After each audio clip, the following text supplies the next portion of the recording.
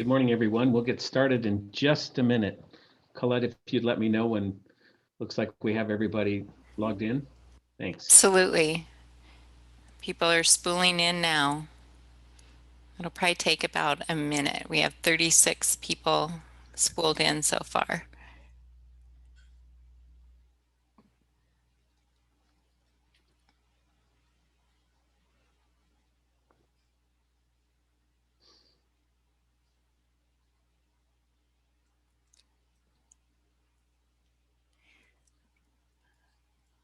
I think you can go ahead and start, Paul, and folks will probably keep coming in over the next 5 to 10 minutes.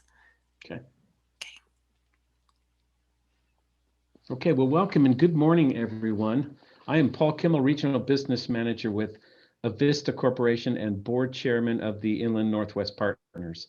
I'd like to welcome you to our 2021 winter webinar entitled Retail and Restaurant Recovery, Ideas, Strategies, and Case Studies. As you can see from the agenda, we have two great keynote speakers with us today. We'll spend our first hour focusing on recovery ideas and case studies for the retail sector, and then the second hour on restaurant recovery strategies and success stories. And we're very mindful of the fact that between our two states of Washington and Idaho, there are some differences, obviously. So we hope to share some of those differences and talk about some of the strategies that might be working better in one state versus the other. But again, lots of good information ahead today. We'll take about 10 to 15 minutes of question and answers following each of our presenters today, and then additional questions at the end of the day. Also, both of our speakers' presentations will be posted on our website at www.inwp.org under the Resources Center tab. It's important for us to know, up on the screen you can see our investor sponsors and members. The services we provide would not be possible without their support. We have a total of 14 investors, as highlighted by the list on the screen in front of you as well, and we thank you for the continued support you provide to the Inland Northwest Partners. And again, a big special thank you to the University of Idaho Extension, Colette DePhelps, as well as Mackenzie Lawrence here helping us facilitate this webinar. And I want to thank them again for their ongoing continual support. I was just sharing with Mackenzie, I called her in a panic yesterday, but I figured it out on my own, but I know they're always there. So thank you both. With that, I want to just introduce Colette, and she's just got a couple tips and pointers for those of you on Zoom, so you better understand how to use the format. Colette. Great. Thank you, Paul. Thank you all for being here today. We've done a lot of Zoom. I'm sure most of you have been on Zoom before, so this is a little bit of review.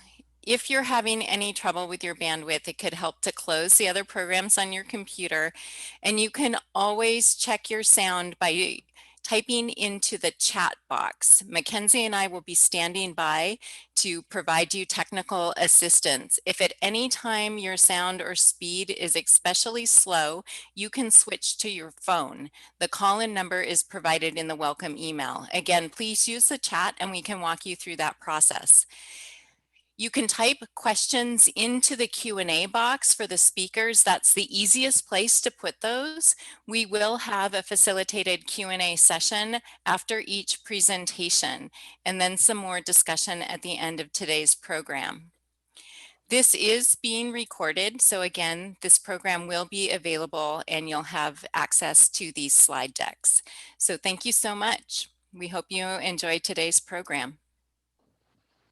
Thanks, Colette. And again, welcome everyone. It looks like we're got a few more people joining us. So thank you again for joining us this morning.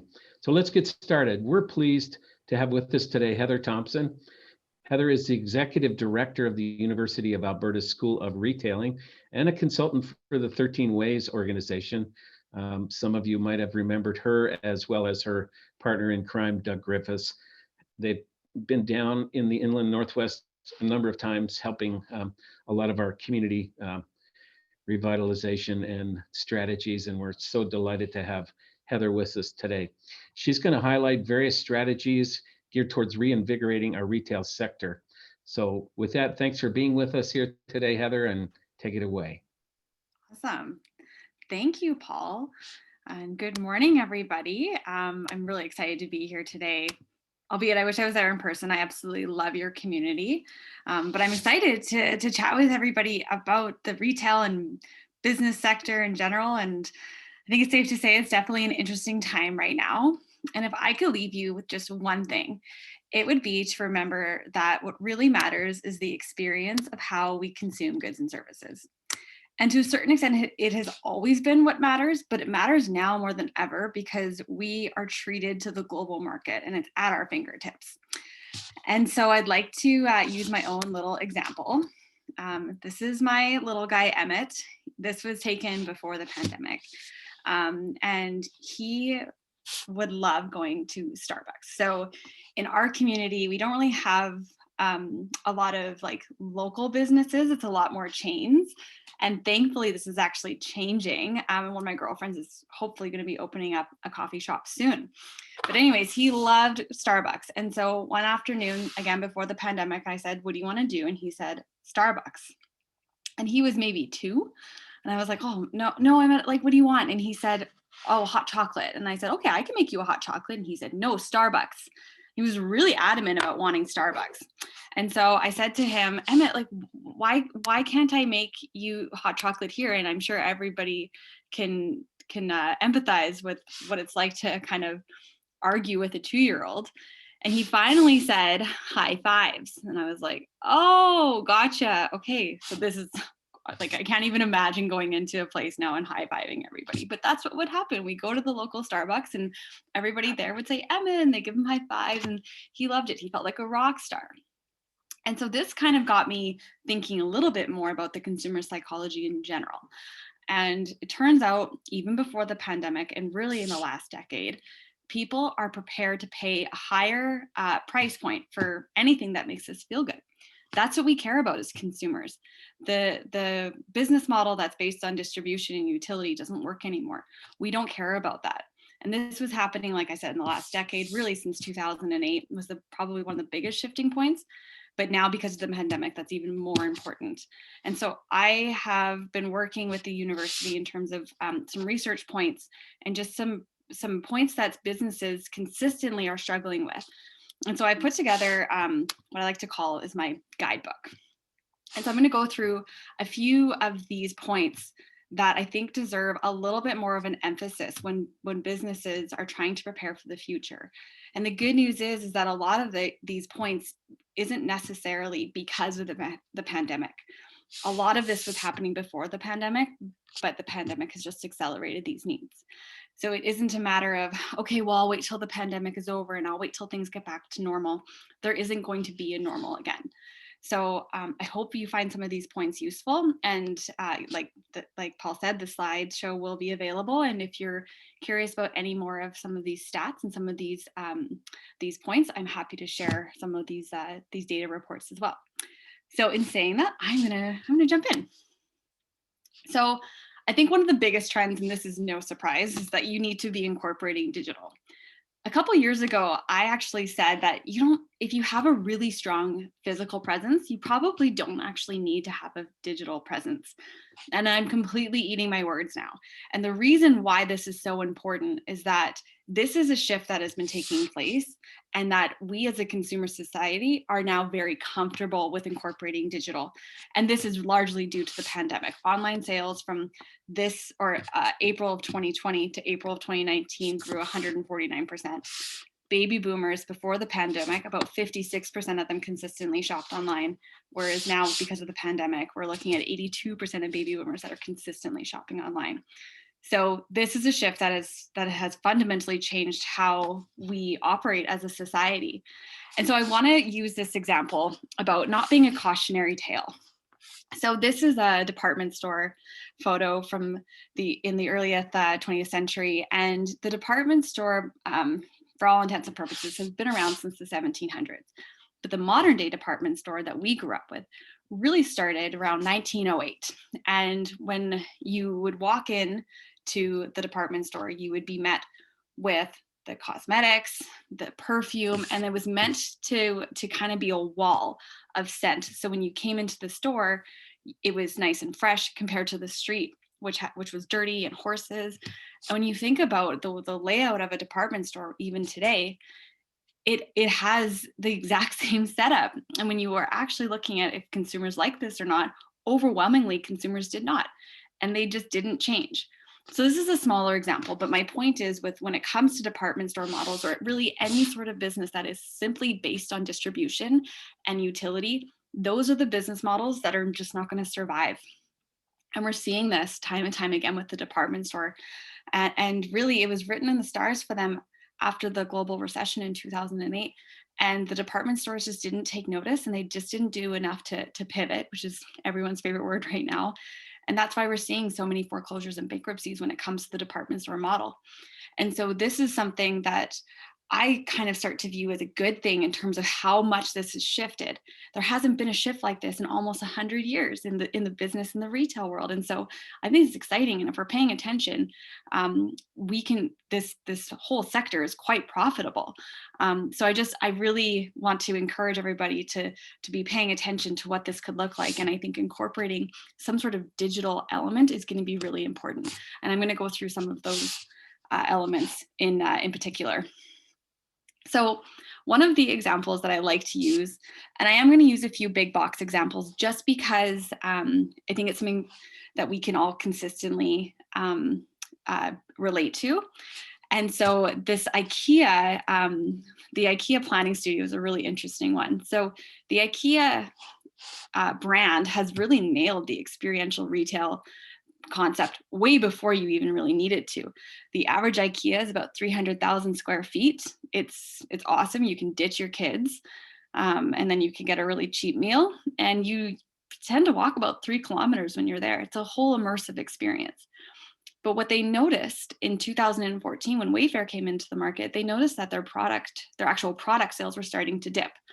But they started to notice this I guess, surge of people using their kitchen planning studios. So in the big stores, you can go and you can design your kitchen using IKEA products and hardware. And that just, like I said, it soared. And so they started to see that people were excited about having that interactive experience with an expert. So they started opening these concept studios, planning studios, where they're about 1,500 square feet. And so you can go in and use the product to design your space, and then it gets shipped right to your house. There's not actually any inventory that they house there, but it's meant to be a curated experience. And I think this is an interesting model because IKEA didn't even really need to make this significant investment to having some sort of digital element to their business because they had such a great experiential model. But they noticed that this was just the way that businesses were tending to go.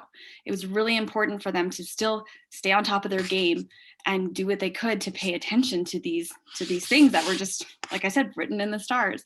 And so I think this is a really cool example. The other thing that's neat about IKEA planning studios is that it's a lot easier to have 1,500 square foot spaces into various markets versus, like I said, the 300,000 square foot models, because that's a bit tougher to go all over the globe. So I really like this kind of example.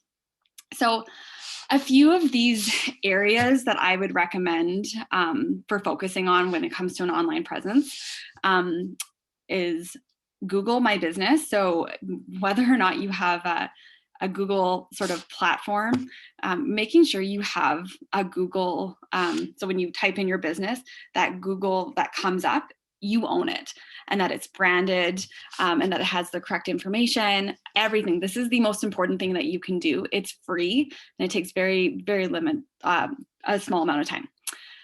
E-commerce. So I think at some point people were feeling a bit overwhelmed with the cost and the expertise that was potentially needed to build an e-commerce site. And that's just not the case anymore. And really the last year has just sped this up. So it's almost free or next to free to build yourself an e-commerce site. You can use things like Shopify, which is a great backend system. It's super simple. So I really, really recommend that if you have something to sell or a booking system, I would recommend having some sort of platform to do that. Social media. So there's a whole bunch of actually business models that are just based on social media presence. They don't have a website. They don't have an online presence in that traditional website clicking. They do it through their social media. And that's what I mean when it comes to an online presence. And like I said, websites are obviously a great landing page. Again, super simple to do, whether it's Wix or WordPress. These are all really simple and, like I said, cheap or almost like pretty much free in terms of what you can do. Some brand elements, we're looking at consistency when it comes to evolving your business. And these brand elements make a big difference. And it just really showcases confidence to your customer. Photography. So this is probably one of my biggest pet peeves, but when we're Googling a business, we're just doing a little bit of a digital analysis of a business, and I Google it. And the photos that come up with it are just default photos from maybe somebody, like a customer has uploaded from a testimonial. This drives me absolutely bonkers because it's the first thing you should be able to do and look at and just get some great photos of your business. And then I would also recommend, if you don't have great photos and high resolution photos of your business, you can go on to like Pixels and Shutterfly, and you could get your own photos, stock photos. So yeah, you want your own branded ones, of course, but in the meantime, you can definitely get some stock photos that will just help provide some of that, again, that confidence onto your customer. Because really, when you have an online presence, what you're trying to do is provide yourself with additional access points for customers to view and utilize your business. And photos are the first impression, so it's really important. Customer experience. So making sure that this is seamless. This is something that we need. And so making sure that you still have accessibility to your customers. And some productivity tools. So when you're looking at search engine optimization, I was actually just working with a business yesterday and I couldn't even find them on Google. They were like on page 3. And I know Doug Griffiths likes to say, if you're trying to bury a body, the best place to do it is on page 2 of Google. So this is something that you really need to make sure that you're paying attention to. And just do what you can to get some digital literacy under your belt. So there's a lot of free courses. Like I said, the Shopify blog is amazing. Here in Canada, we have something called the Digital Main Street. They have webinars and it's all free. They're recorded about what sort of point of sale system should you have for the type of business and the type of size, and what's a great inventory system. So a lot of this information is free, and it's easily digestible. And this is something that I have seen come leap and bounds over the last year. These are some things that I really, really recommend. And I'm happy to share this slide. And so these are sort of the things that I just would really recommend that people hone in on. And I think the nice thing is that we are going to this place of a digital and a physical element. So like I say, it's a balancing act. And we as customers, and I want to highlight this, as customers, we are expecting a seamless digital experience and a fun and efficient physical shopping experience. We want both. And unfortunately, or I would say actually fortunately, like this is probably one of the nice things that has happened. The bar has been raised and we need to respond accordingly. And this is not the sort of thing that we can just say, oh, well, what's the point? And, Amazon's putting me out of business, or everybody just wants to shop online anymore. I cannot tell you enough that is not the case. It's the same reason why at Christmas time, we do see an increase of online sales, absolutely, but we see a bigger increase in foot traffic. People want the social experience. We want to get out. This is something that we're always going to want to do. When you look at the human brain, when we're shopping for fun, it has a lot of the same markers when somebody is on crack. So the serotonin and the dopamine levels are about the same level. And so this is something that's never going to go away. And here in Canada, after the first lockdown, people were lining up just to get into some of the stores. And so when you look at some of the models like you guys have, like Marshalls, you can't really shop online with Marshalls, and people were lined up here for 3 hours just because they wanted something to do. And this is something that isn't going to go away. So I do recommend you still take an opportunity to pay attention to what's happening in your physical presence. So I like to say aesthetics are not a nice to have. They are a cost of staying in the game. And so part of my job at the university and working with 13 Ways is to do Main Street assessments. And so this is an opportunity where I get to be pretty honest with my feedback. And so this is, if I could put this information into everyone's brain, I would be so happy, because these little details may seem like they don't matter, but they do. They 100% do. And like I said, this is what people are looking for, and this is where people will be happy to spend their money. Okay, so my basic aesthetic elements that I recommend are looking at your windows. Let's look at your lighting.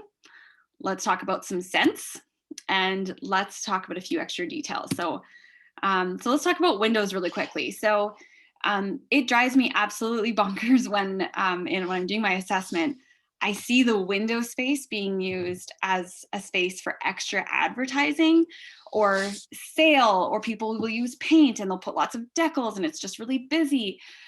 A window space is not a space for extra creativity. It's not a space for advertising. It is meant to be clean and crisp. And so when we look at the conversion rate for people in terms of window shopping and actually going in so that browsers into buyers, it's really important that we're looking at a nice, fresh, clean window.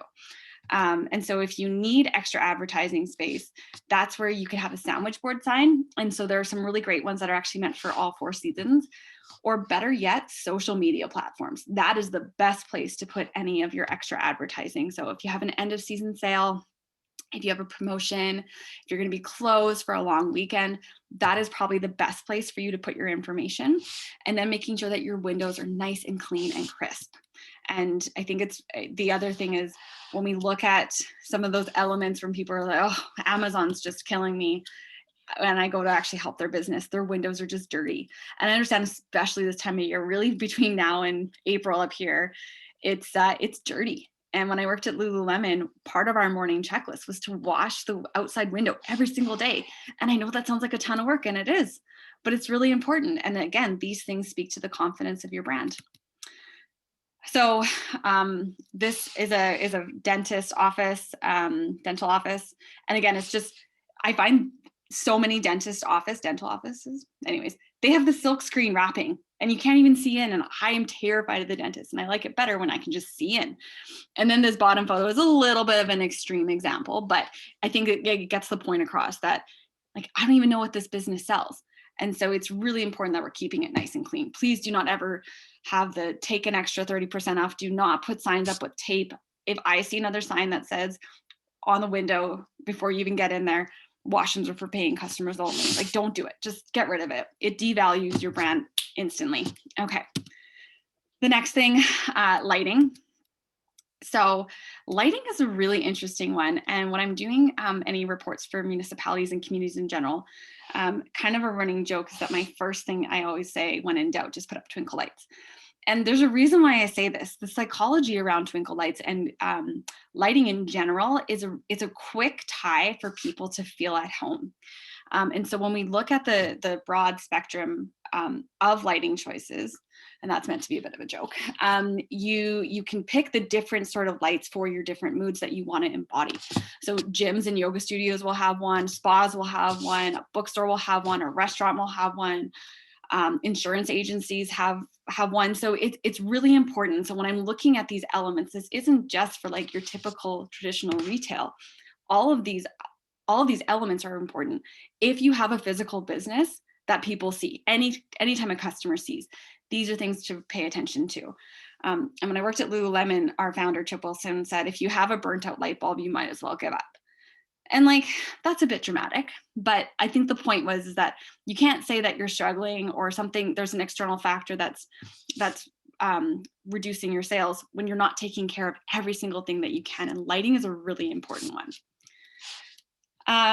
Same thing with the scents. I talked about the perfume example. This is something that, again, we have that instant connection with when the scent is something we're paying attention to. So you don't want it to be overpowering. You want it to be somewhat neutral. And even now I'm going to businesses and they have diffusers going. I don't recommend that. I would really encourage you to just have something that's a bit more understated. Try and get me to go to a movie theater.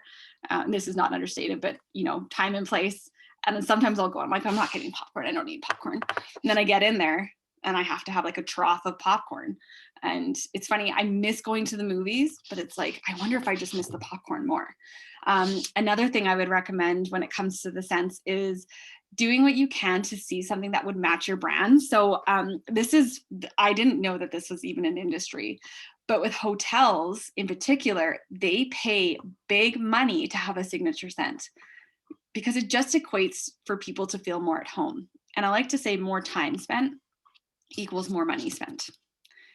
So I just noticed my photos are different for the physical presence versus the online presence. But I think these are the points that I would really recommend that you hone in on. So like I said, the immaculately clean store. Don't have fake plants, have real plants. If you're gonna have those extra touches of like coffee or water for your customers, please make sure that it's clean and beautiful. Fun and warm customer service. Now, this is something that we can win. What I'm trying to say is you can get more people to come to your business and pay a premium if you have great customer service. Make sure your temperature is a bit cooler so people don't feel they get overheated and they want to leave, and create vacant space. Whether, like I said, for any sort of business, this creates socialization opportunities, and then people want to spend more time there. So another big box example that I'd like to use is Walmart. So Walmart has created this concept called the town center. And so typically a Walmart is about 180,000 square feet. And here they have about 150,000 square feet of parking. Distribution, like I said, and utility-based businesses don't work anymore because there's no value to it. We as consumers can be our own distributors. We can go right to the source. And so Walmart has taken note of this. And so what they have done is they've decreased their square footage because you don't need 3 weeks worth of inventory on hand because shipping is so sophisticated now, thanks to the pandemic. And then they've created community touch points. And I think this is really interesting to pay attention to because on a balance, and when you look at the consumer data, people do not like shopping at Walmart. Walmart has gone through a lot of pain to make sure that when you're shopping there, you feel like it's a cheap place to shop because it builds the psychology that you're getting the best deal possible. They are now having to switch gears and they want their space to be an enticing space for people to say, hey, want to go to Walmart and hang out? Like I can't even picture that conversation. But this is something that they're investing in. And I think the good news for local business is that we have the opportunity to leapfrog Walmart because this is going to take some time. And they have spent millions into the R&D process to make sure that this is the right fit for them. But the good news is about being a local business is that you can just do it better and you can do it first. And so this is just something to take note on, and we can really relish in the fact that they have spent the $1 million on the R&D and that we can just reap the benefits and do it first. So again, if Walmart is paying attention to all the things that I just mentioned, we should also take note. So a few of my other little elements that I like to recommend. So is this notion of discover versus create. So oh my gosh, that airplane, doesn't that look lovely? Oh, I miss traveling. But Delta came up with an app that would allow you to know where your luggage is. And so the app would text you as your luggage and say, hey, I'm on the plane. Hey, I'm getting off the plane. And this is it's a stressor for people when they're traveling. And I think that what Delta did was they came up with a really cool idea that is a nice value add for their customers. Now, I don't know why every airline hasn't done this. The technology already exists. And so I think that if I were working in this industry, this is something I'd be rolling out. And I think it's just really exciting. And the example here is to see what other people are up to and learn and be inspired. And I like this phrase, discover versus create. Casper mattresses. So this is something called the Napmobile. And this is just so pre-pandemic. Like I think now this would probably make everybody nervous, but essentially because Casper Mattress was only an online brand, they now, they created this Napmobile, which is essentially a food truck where you would go in and test out the mattresses. And so they would do this, and now they have a physical presence expansion that's happening. I think this is just a really cool idea. And so I think just rolling up our sleeves and seeing what else is being done in the global market is really important for us to pay attention to. I think the other thing I'd like to talk about is mixing it up. So sometime in post-World War II, in the 50s, we kind of got this notion that your typical main street should have a mix of food and beverage and then traditional retail. And I actually work with a lot of chambers, and they're worried that there's a shift towards more service-based industry and retailers that are coming down to the main street, and they're starting to get a bit nervous. And I think it's important for us to be looking at, well, that there's a whole fabric that makes up a main street. And I think we need to be expanding our horizon as to what that fabric could actually look like. So I'm going to go through some of my, I guess I want to call them my non-negotiables of what a great main street looks like. And when I say main street, I mean any sort of district of commerce. So interactive experiences. So this is something that's going to have the biggest resurgence when the pandemic is over. So obviously this was something that was hardest hit over the last year, but they were doing quite well before the pandemic. And it's a whole new notion of retail that is taking over quite a bit of the empty retail space. In North America, we have about 30% too much retail space. So the challenges of retailers and developers and people who work in the real estate industry is to what to do with that excess space. And interactive experiences are a great solution. So here in Canada, we have an example called Creactive. So this is from Cirque du Soleil. And so you can go and pay a fee to learn what it's like to be a Cirque du Soleil cast member. So it's a really fun exercise experience. You can do it with your kids. And so things like this, things like spas, like these are the sorts of things that are a really great draw for a district because it just creates more foot traffic. Services, like I said, this is a really important part of your main street because this is where you're going to have more foot traffic. You're going to have more people coming down for their dentist appointment or maybe seeing a chiropractor, and then they're going to maybe want to grab lunch. And so you don't want it to be all services necessarily, but just a good healthy mix is really important. Food and beverage. So this is an obvious one. The interesting thing about food and beverage is that we as just humans, when we look at a food and beverage establishment, we make a connection with that to the community. So if your food and beverage establishment is clean and it has like a good vibe to it, we make the same connection with the general community. So I'm not saying this is fair or not. It's just really important for us to be paying attention to those similarities.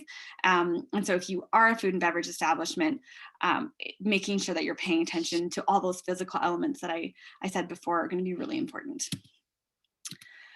Childcare. Oh my goodness. I can't get over how many communities we work with where there's just not enough childcare, adequate, decent childcare. And when I have this conversation, they say there's just, well, it's expensive, but then they have lots of vacancy in their shopping district. This is a win-win. And so making sure that there's some sort of childcare or some sort of child element in your main street is really important.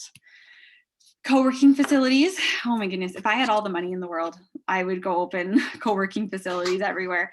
Because of the pandemic, this is something that people are excited about.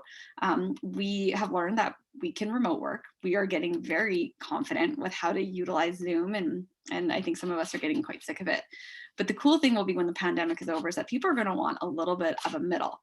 And these co-working facilities are going to be a nice complement to how people want to work. And I've seen some really successful models where communities will have a partnership, maybe with the municipality or just a community agency. And I've seen the town visitor center in there. I've seen the Chamber of Commerce office in there. And it's just like, it's a really cool space for creativity, maybe some incubators, but then also a nice place where you can sit down, have a creative conversation with a coffee, or maybe you need a boardroom so people can come and chat with you. These are the sorts of elements, and these are the sorts of things that people are prepared to spend money on. WeWork is a really interesting example, and they're not cheap, and they make good money. And there's even a co-working space here in Edmonton that has a very long wait list. And it's $625 a month for a membership. So this is a cool thing to bring in foot traffic. And then, of course, you have your traditional retail and grocery. The one thing that I didn't put in here that Doug always mentions, and it's so important, is housing and residential. So if you can win if you really mix all of that in together. I think the important thing to remember about a shopping area or just a district of commerce is that it happened because of socialization. So people were socializing and the businesses came to set up, not the other way around. So you need to make sure that you're providing points of socialization so people feel inspired and excited, and therefore they will come and spend money. So know your audience. I think this is really important. You can't be everything to everyone. And I know so many businesses that have said, oh, this isn't doing well, I better expand my selection. And please don't do that. Please do not do that. Know exactly who your market is, know exactly who you're marketing to. So we're gonna do a quick little breakdown. So we have this generation, so not the little guy, that's my grandma who was born in the Depression. And then you have my mom, who's a baby boomer. And then, so that's 1950 to 1964. Then you have Doug, who's a Gen X, and that's 1965 to 1981. Then you have me, and I'm a millennial, so that's 81 to 2000. And then you have my cousin, and she's a Gen Z. So that's anything from 2000 to about 2020. And so this is the market. This is who is spending money. So Gen Z and millennials, they're the ones that have the highest buying power right now. That doesn't mean they have the most money.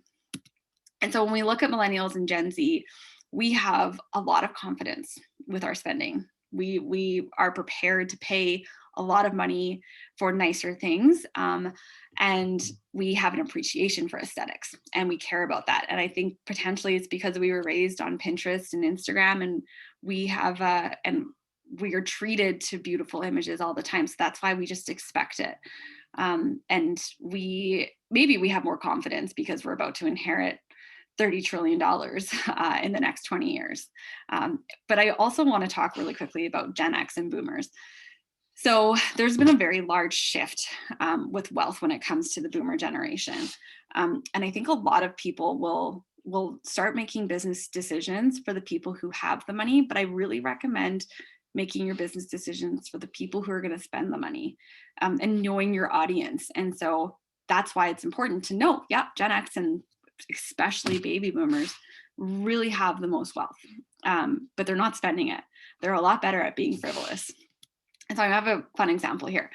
So I think, as you can tell, I like Starbucks, and my in-laws are they're always so grumpy with me when I bring Starbucks around. So a couple of years ago, we were doing a big project, and we were helping my husband's grandparents move, and I was pregnant, so I couldn't really help. So I thought, well, I'll bring Starbucks. So I brought like 15 things of Starbucks, like a random assortment, some frappuccinos and everything. And my in-laws and their siblings were like, what? How much money was this? We have coffee. Why would you spend money on this? And of course, all the cousins were like, yay, Starbucks. We were all excited. And it became a really interesting conversation. And we started doing some math. And it turns out, on average, a household that have Gen Z or millennials, they typically spend closer to about $2,300 a year on coffee. And baby boomers spend closer to $500 on coffee. And so we started doing the math in our immediate circle. And this, I know I'm sounding like I'm overgeneralizing here, but it's really interesting to look at the numbers. And my in-laws actually only spend $180 a year on coffee, and I spend more than $2,300 a year on coffee. I'm not going to say how much more, but I do. But none of us were surprised at these numbers. And I think that's the interesting thing, is that we are prepared to pay that premium. We'll sacrifice something else because we really like going somewhere. We like that experience. And so this has not changed because of the pandemic.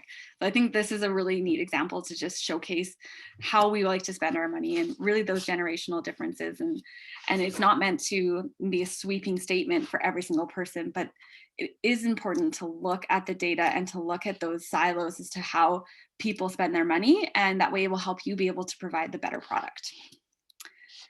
My next point here is to shop local. Okay, so because of the pandemic, we have had a very large momentum for shopping local, a big spotlight on this.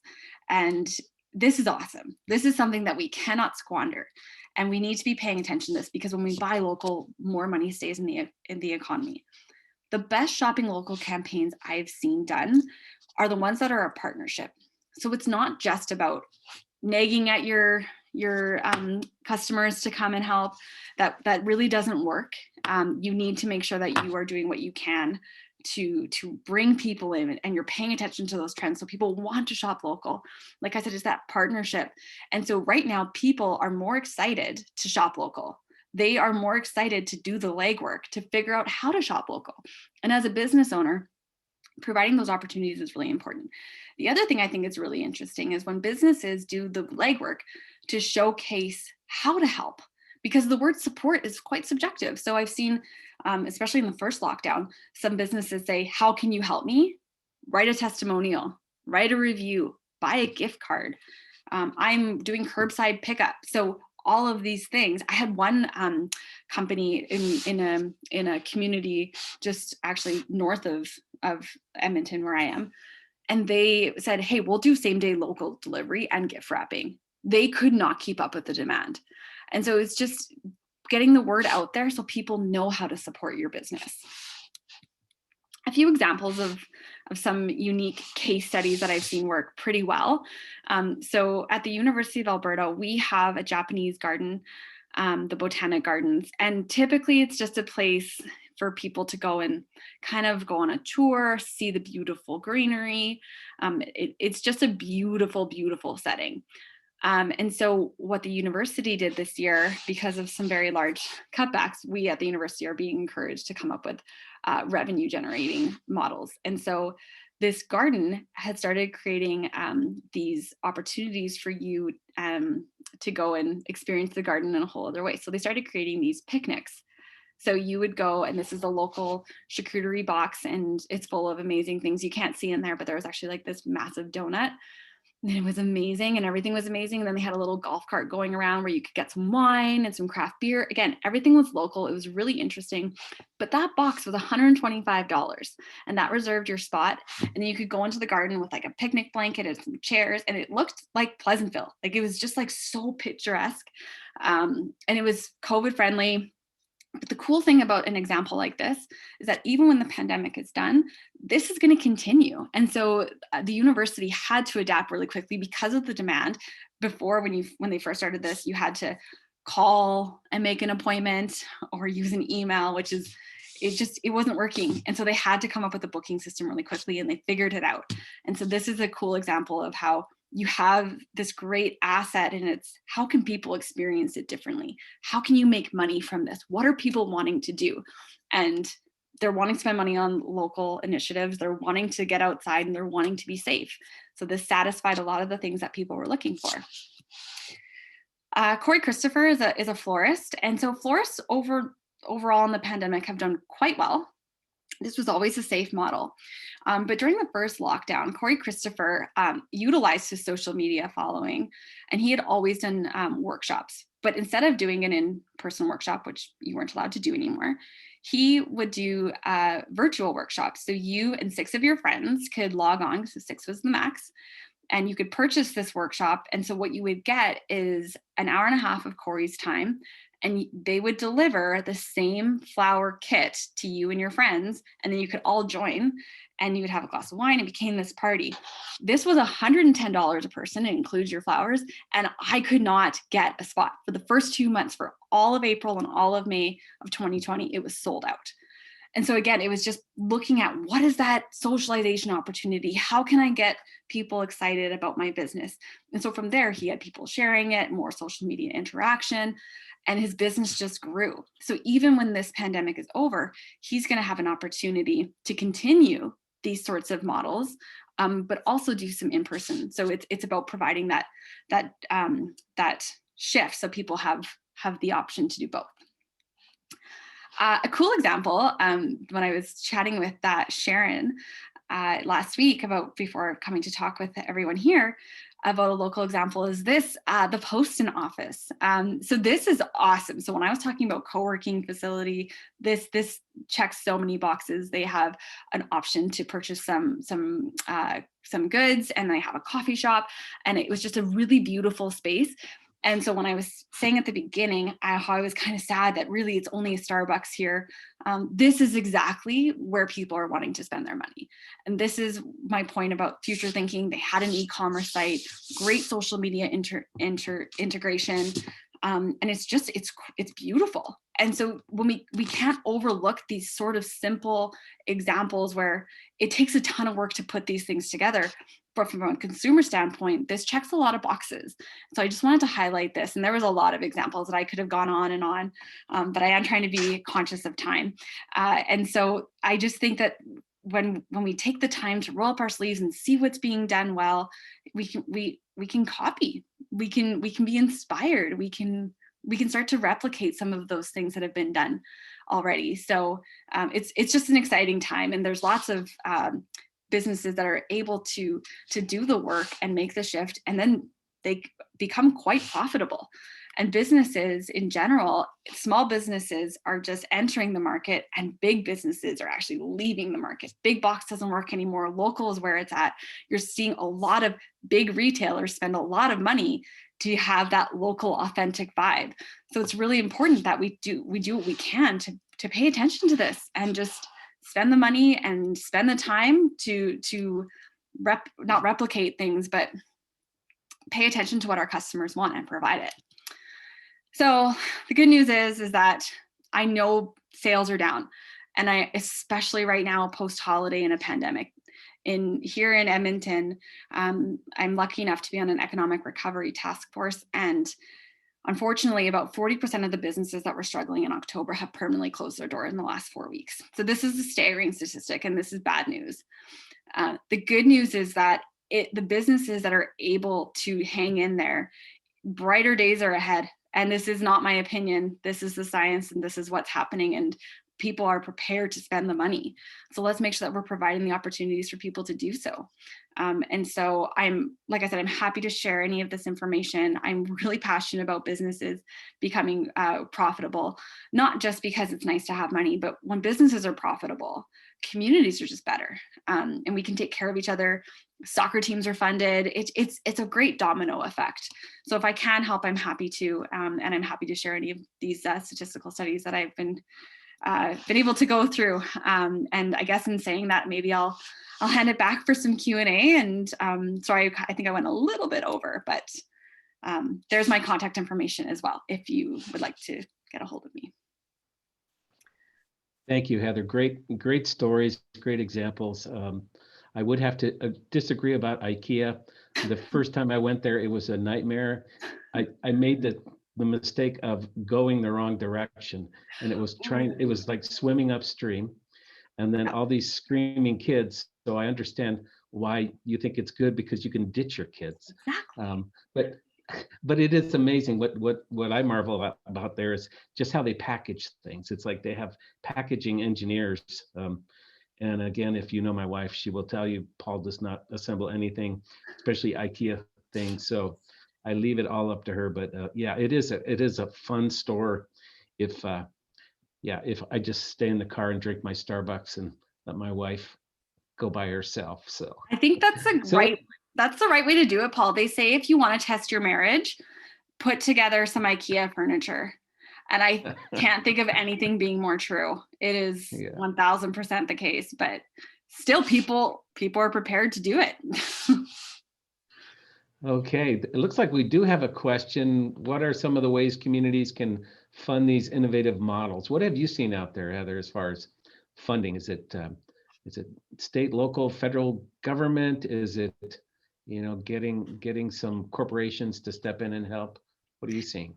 I've seen all of the above. So here in Canada, we have had a lot of support come from government, really from our federal government, provincial government, and the municipal government. So in particular here in Edmonton, the work that we're doing at the university is a partnership with the city of Edmonton and hopefully soon to be the whole province. And the students are tasked with going out to help each individual business that wants the support provide some sort of digital platform. So far we've done 300 businesses to date, and essentially it's just a quick 15 hours that you as a business owner would have with a student, and that student will build you a website. They'll build you your platform. They'll go and take photos for you. They'll build you an inventory system. And so the cool thing about a model like that is that it's completely funded from the city. So the city it was called the Economic Recovery Grant. And so it was a matching grant. And then the provincial government has more grants like this, and soon to be the federal government will be rolling out more and more programs. My one, I guess, critique I have with the government funding is that it's not easy to access. When you have to write these reports, you have to write these applications. Like, I honestly feel like I could learn German, it would be easier. It's really complicated, it's really complex, and that's some feedback I've been giving. So now they have these organizations called Community Futures Group. And so these are organizations across the country that are your advocate for giving you the tools you need to help your business. So they'll help you write your grants, they'll help you get the right funding. So there's some really cool models that way. I know Facebook has done some fun grants. And so it's, like I said, it's a lot of work to have that access to that capital, but there is quite a bit out there right now. It's just navigating it. It's a little bit of a challenge. Another cool example I've seen with some businesses that have taken things into their own hands is they've got into cahoots with one another, and they've said, you know what, I don't want to pay rent twice. Let's build a business where we have a physical presence together. Let's start to not have to worry about duplicating processes.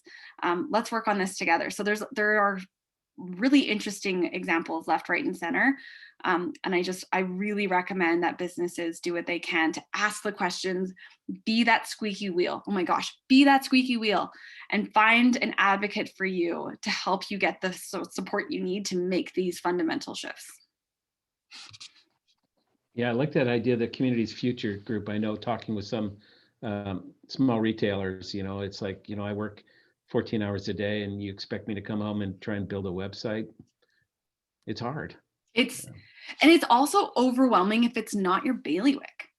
And that's the biggest feedback we've been having from businesses who have been using our program here. It's called Making Edmonton Digital, and it's powered by Digital Main Street. And the whole intention behind the program was that we noticed that our physical main streets were not doing well. And what we noticed was the businesses that were actually leaving the market were the businesses that didn't have a great digital presence. And so that's why Digital Main Street was created. And so the students are meant to take some of that burden away and some of that intimidation factor.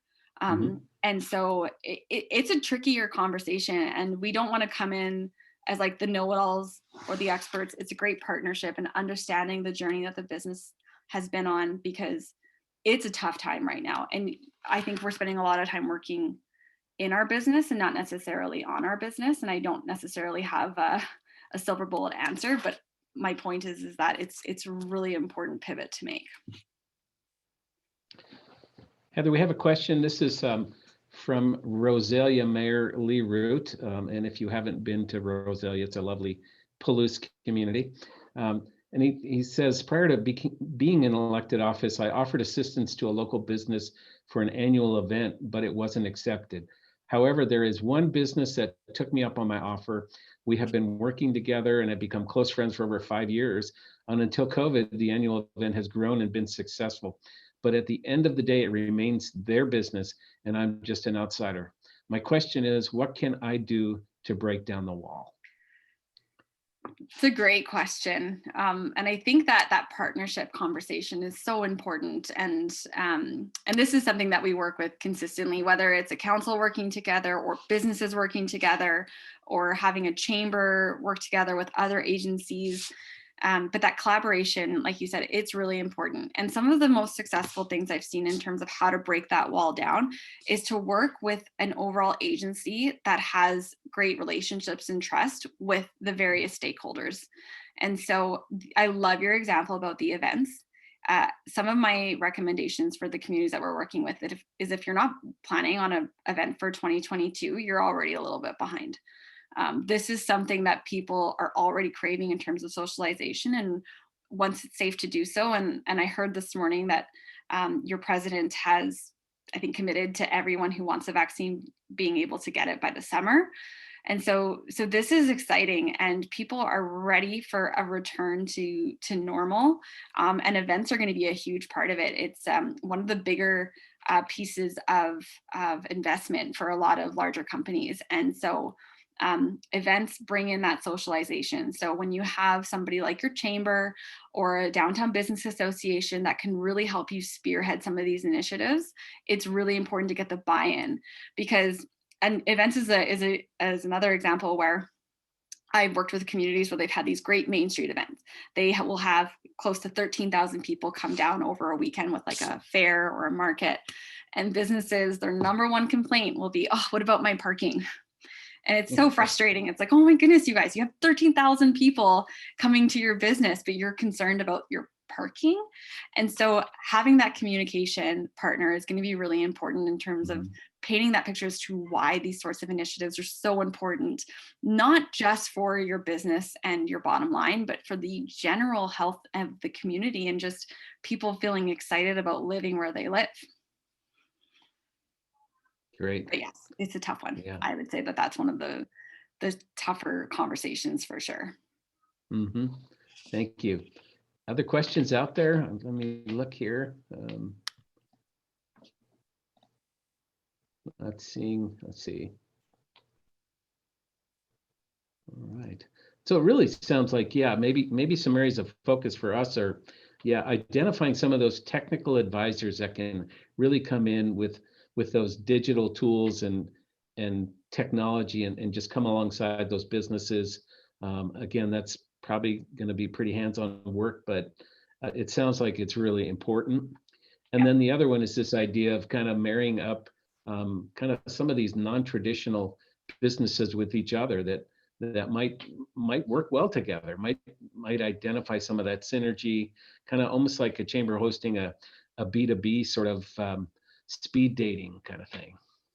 Yeah. So we did have, let's see, I do have a couple more questions here. How important is local lodging for rural main streets? So important. Oh my goodness, so important. Local lodging is, thank you, Colette, for asking this. This is something that I think is a huge indicator for how people can access your community. And this is, so when you look at sort of those mass hotels that are going up, those micro hotels or those Wyndham, they're all really good. But there is a large emphasis and a large growth for people wanting to stay in those boutique experiences. So when we saw Airbnb come into the market about 15 years ago, it did a number on the hotel chains. But the ones that actually did okay were the ones that provided a unique experience because people want that authenticity and they're prepared to pay for it.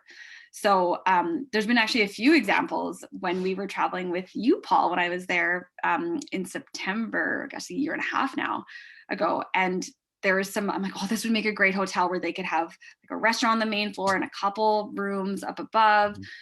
These are some really important things that I would really recommend if you have the space to do so. I think it's a great business model. Another one that I saw in a community about 6,500 people, they had this beautiful heritage building. And that is something that your region has that I will always be jealous about.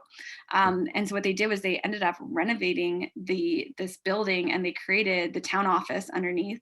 It was quite big. So they had the town office and then they had a restaurant and then they had up above a few rooms to rent. And so it was like a full experience and it had done quite well. And it was a beautiful setting with some charm. So you can't, it's not just enough just to have it. It's, if you're going to have it, it has to be done pretty well. Great, thank you. Okay, any other questions? We did put your email contact information in the chat box. Someone had requested that as well. So, okay, well, again, Heather, thank you so much. Great information as always. I look forward to having you come back to the Palouse in the Inland Northwest. We still have a lot of work to do down here. So. Oh, I would love to come back like the second I'm allowed to. And it's on my husband's bucket list to golf in there. So okay, we'll be there. Deal. Thank you for having me. And I wish everybody the best of luck and hopefully the spring goes very well for everybody. Thank you, Heather. Okay. All right, how's everybody doing? I think we're on schedule. So with that, our next keynote is no stranger to the Inland Northwest and just an incredibly smart and very timely individual and really knows how to adapt and pivot and just incredibly thoughtful in how he approaches business and how he supports our communities in so many ways. Josh Wade. He's a business owner and social media guru who has visited many of our inland Northwest communities, helping local businesses navigate their way through various social media marketing options available to them to promote their businesses.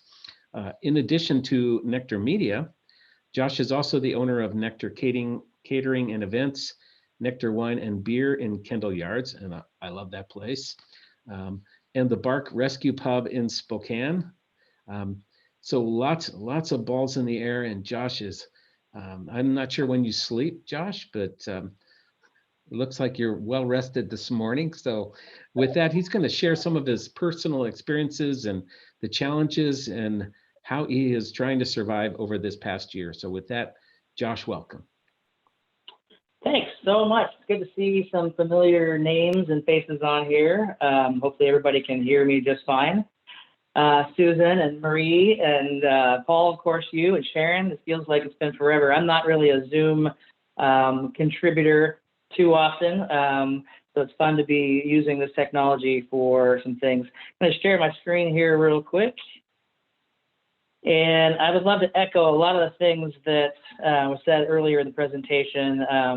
It was thoughtfully done, Heather. Thank you so much for your insight on a lot of the retail things that cross over into the restaurant world. My journey began in social media. I was a wine consumer, and I started a blog based off of a book I read, and kind of wanted to combine my passions of wine and coffee. I drink one in the morning until it's acceptable to drink the other in the evening.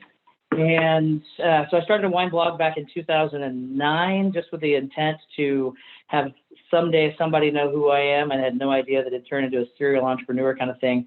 But the digital aspect of things was super important. Like Heather was saying, is that I did not have a brick and mortar that people were attentive to. So I used that blog to build interest and intrigue and attention, people that know you, like you, and trust you and want to do business with you. First started just doing some social media consulting. That's where the Nectar Media came in.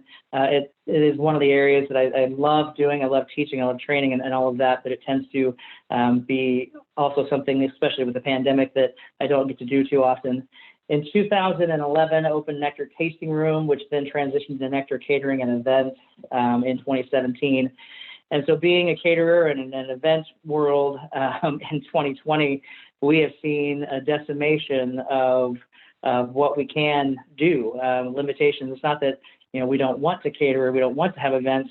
We are told we can't, obviously for safety reasons and such. So when you're filling out grant information, it asks for your decimation or decline of revenue, and it's 90%.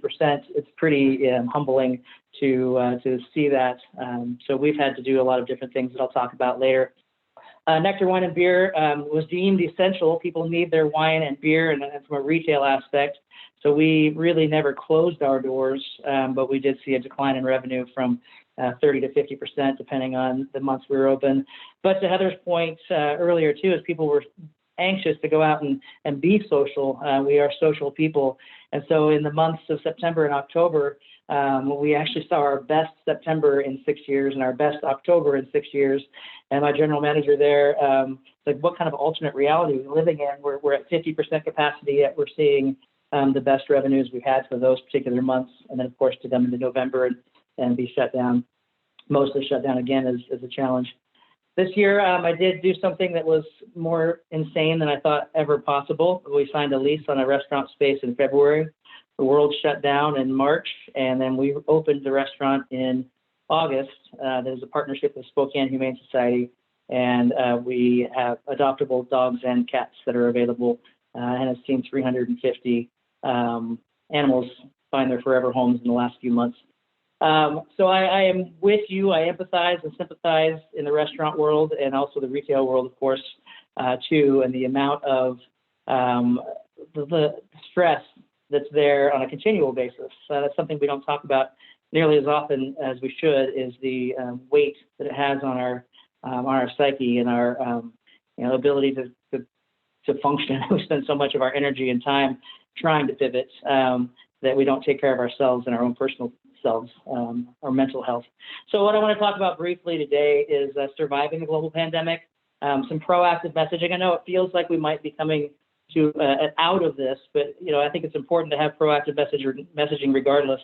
And this might be something that is helpful for people that really have never put together their proactive messaging, or they're flying by the seat of their pants that they haven't had the time to do that. For me, I like to talk about almost all my classes, what your number one online priority should be. And then very familiar with return on investment if you're a business owner, but I want to talk about return on attention. And then two words I'm sick of hearing about but are super important still are pivot and innovate. We'll talk about ways to do that, digging for opportunities, and then recovering as well. The restaurant industry has been one of the most hardest hit segments that there is. Just in the 6 months between March and October, or 7 months between March and October, in the United States alone, $130 billion in sales shrunk compared to the previous year, 2.1 million jobs lost, and 110,000 restaurants closed, or were either closed permanently or from a long-term perspective. Being in Spokane community with, I've seen some of my great friends have to close their doors. And it really is, it's sad to watch that happen. Can we recover? I think that there is a recovery aspect there, and with less competition, those that want to and can, they will thrive, like Heather was alluding to. So from surviving the pandemic, some of these things are going to seem really elementary, but I think that there's something to stating the obvious. If you're a fan of Tony Robbins at all, you might be inspired by some of the things he says, but when you really get down to the things that he talks about, it really is some of the obvious things we should be doing in life. So surviving this pandemic, you have to adjust your expectations of what revenue may look like. Obviously, it's not going to be what it was in peak seasons. We went in the catering world in December. We would usually cater 80 to 90 events, and we did 2. And so from that, it's a reduced overhead aspect of things. We have been essentially closed in the catering world since July, but we have a couple employees that have stayed on just through PPP and small revenue opportunities. I do remember back in March when we knew that some of the shutdowns were coming. I have someone who's on the inside of the government world of things and hears things sooner than maybe the public would hear. So I had about a 10-day lead time that Governor Inslee was going to probably be making some extreme announcements. And so we sat down as a leadership team with the 2 businesses that were in operation and created a plan from the catering world. And we'll talk about some of those things that we did later in some slides there. But we really explored all opportunities. It was a brainstorming session that we had with that leadership team, and very little was scratched off the list, but we were trying to do just about everything we could. Exploring partnerships is really key in surviving the pandemic, and I think Heather alluded to that. It may be going outside of your business sector and partnering with someone else, either a coffee shop or a pizza place, or some of the vendor relationships you have. You also want to be proactive with vendors and state agencies. What my dealing is that every vendor, whether it's my landlord or utility companies, they have been very, very generous and understanding. Not gonna lie, we're $35,000 behind in rent on the catering company, but we have a plan to get that back up to speed. In Kendall Yards, they were very, very understanding and waived rent for a month, and then we used PPP to get caught up in all of that. So being proactive with those vendors is important to just surviving. Being transparent with customers, let them know that you're doing everything you can, not only for their safety, but for the survival of your business, and being transparent with any communication that comes up, which I'll talk about on the next slide. But also, lastly, is applying for every financial opportunity that's there. I know that as a business owner, we would rather earn our paychecks than be given money. But if there's opportunity for grants or forgivable loans, that's sometimes why our government is there, is to provide those opportunities when things are out of our control. So we've applied for every opportunity we've had available to us. And oddly enough, we did not get one of the grants, but that's, not understanding why, but that's okay. We've used that funds along the way to make our businesses safer, to bring employees back, to do some of the pivot things that we had to do and plan for the future opportunities when people are ready to come back out and do things. From a proactive messaging standpoint, I've seen a lot of businesses from a COVID exposure, like if you had a staff member that was exposed or there's some sort of outbreak that might be associated with your business. I've seen things done wrong in Spokane, and I've seen things done very, very right. And I think it's important to be transparent. And I say at the bottom of this slide, be transparent-ish. There are things you don't want, that you're not allowed to say from a HIPAA standpoint. You shouldn't be naming, obviously, an employee out there on social media or out there in your messaging. But you do need to be honest. And if you need to take a hard line and close for a few days for cleaning, what we saw is that the general customer base was very understanding. It's important to communicate visually. I know it's somewhere on this slide. Visible messaging. People want to feel safe when they come into a restaurant. Even now at 25% or previously over 50%, they want to see that you've made the effort to have social distancing, or whether it's lines on the floor, and do it in a right way. Don't do it where you have police tape strung across a booth to close it off. Be creative and clever with how you are doing your social distancing, and it goes a long way. The guests that will choose to come in will see that you're taking the responsibility and providing a safe place for them to socialize and be with their family and friends. I do want to say that you want to avoid political stances from your business perspective. You may have a political belief one way or the other on different things, but you can only lead yourself down a very dark rabbit hole, and potentially even, I've seen businesses, local small businesses in Spokane, be canceled, or the cancel culture thing, because of political stances they've taken. So keep those things maybe to yourself and let your business be its business. Other things that are important are get staff buy-in. We had the opportunity this last few weeks, maybe about a month, to do some open air dining, both in Kendall Yards and at Bark Rescue Pub. The staff in Kendall Yards, I told them, I don't want to risk your integrity for the sake of making a few extra dollars. The wording for open air dining was vague. We could have opened a door on each end of the space and probably not had our hands slapped, but they didn't want to be a business that was looked down upon by other local businesses who were trying to do things the right way. So we maintained that as a status quo of not allowing customers in until we got the official all clear. At the restaurant, we have more doors and windows, and the staff was okay closing down our tent dining and allowing customers back in. Luckily, it was only for about a week, but I wanted to get staff buy-in. And then right now, you have to have your reopen messaging out there. What are you doing for customer safety, for social distancing, and making sure that messaging is clear and present?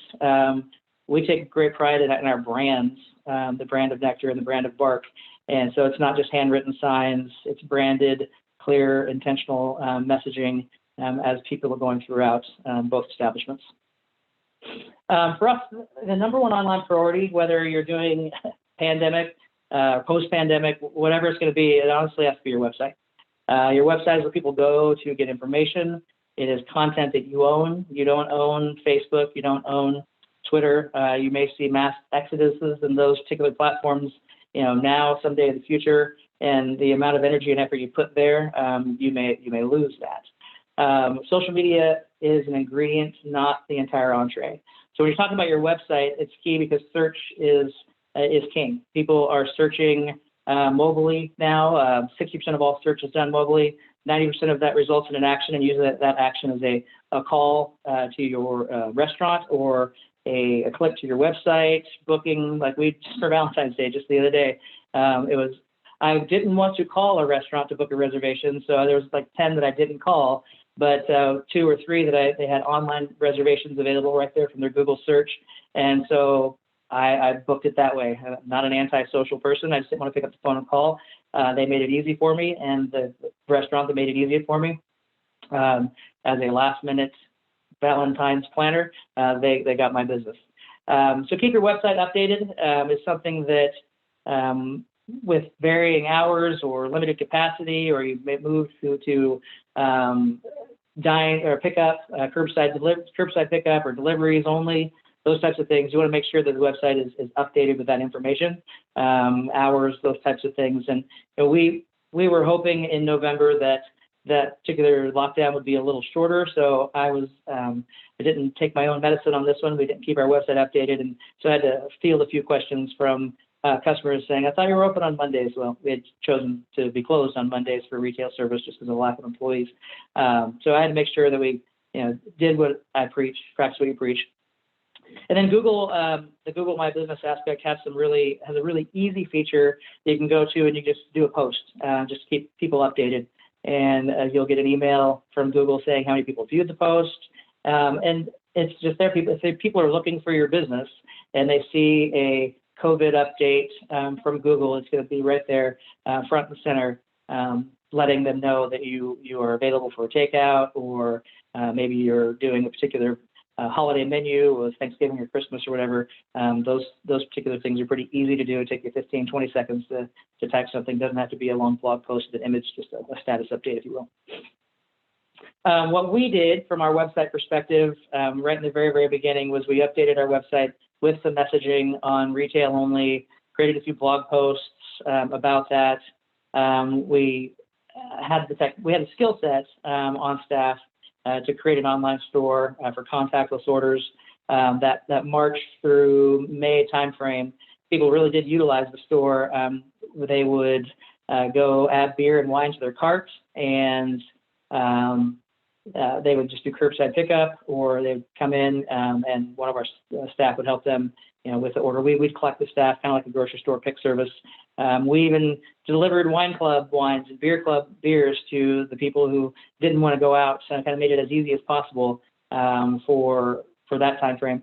Felt like when we got into the November area, and maybe a lot of restaurateurs would be understanding here, it was just another kick in the gut, and there wasn't as much motivation from the staff to do it all over again. So it felt like in one business segment for us, we were just holding on, and it worked. We survived. Customers still came in and still utilized the store and curbside pickup. So those are a couple of things we did. The other aspect to your website is I'm a huge proponent of blogging. If there was any one thing I could do more of from a time perspective to increase search engine optimization is to blog. And a lot of websites, whether it's Wix or WordPress or whatever, I mean, WordPress powers 25% of the internet out there. So many of you may have a WordPress website. But you could use a blog to personalize your struggles, promote new ideas. We were talking about in our blog, Wine and Beer Club. I would post our wine tasting notes onto the website, and it just was more stuff that we could do to get search engine optimization and the word out there. This slide I use a ton when I'm teaching, and it has probably the most powerful amounts of information on it.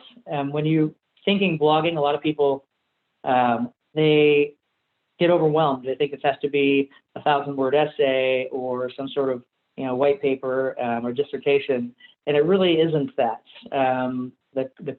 The cost of admission for this class, I'm not sure what it was, but I'm sure this information alone is more than valuable. When you write a blog, you don't want to. It's not a 5-paragraph essay paper. I tell people, forget everything you learned in 5th and 6th and 7th grade English. You're not having an introductory paragraph that explains the next 3 paragraphs and then a closing paragraph. You really want to think about keywords. Your keywords need to be in your title. Google only indexes a certain number of characters in the title. I believe it's 90 characters. So if you want to be found for Spokane takeout Thai food, make sure you're writing about Spokane takeout Thai food. Same thing with your first paragraph. You're not trying to draw people in with creative storytelling, like it was a dark and stormy night and on the Palouse and the wind was howling, and nobody cares about that. They really if Google cares about those first 200-ish characters of your first paragraph. And so as you expound upon your title, make sure those keywords are found in that first paragraph as well.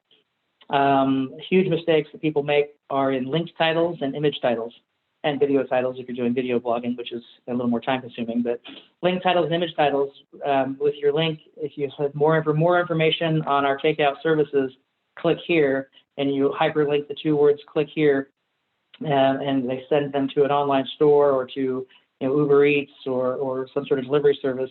The two words click here mean nothing to Google because there are probably billions of words called click here with hyperlinks on them.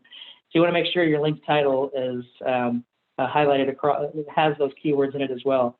For more information on Thai delivery in Spokane County, highlight the entire thing.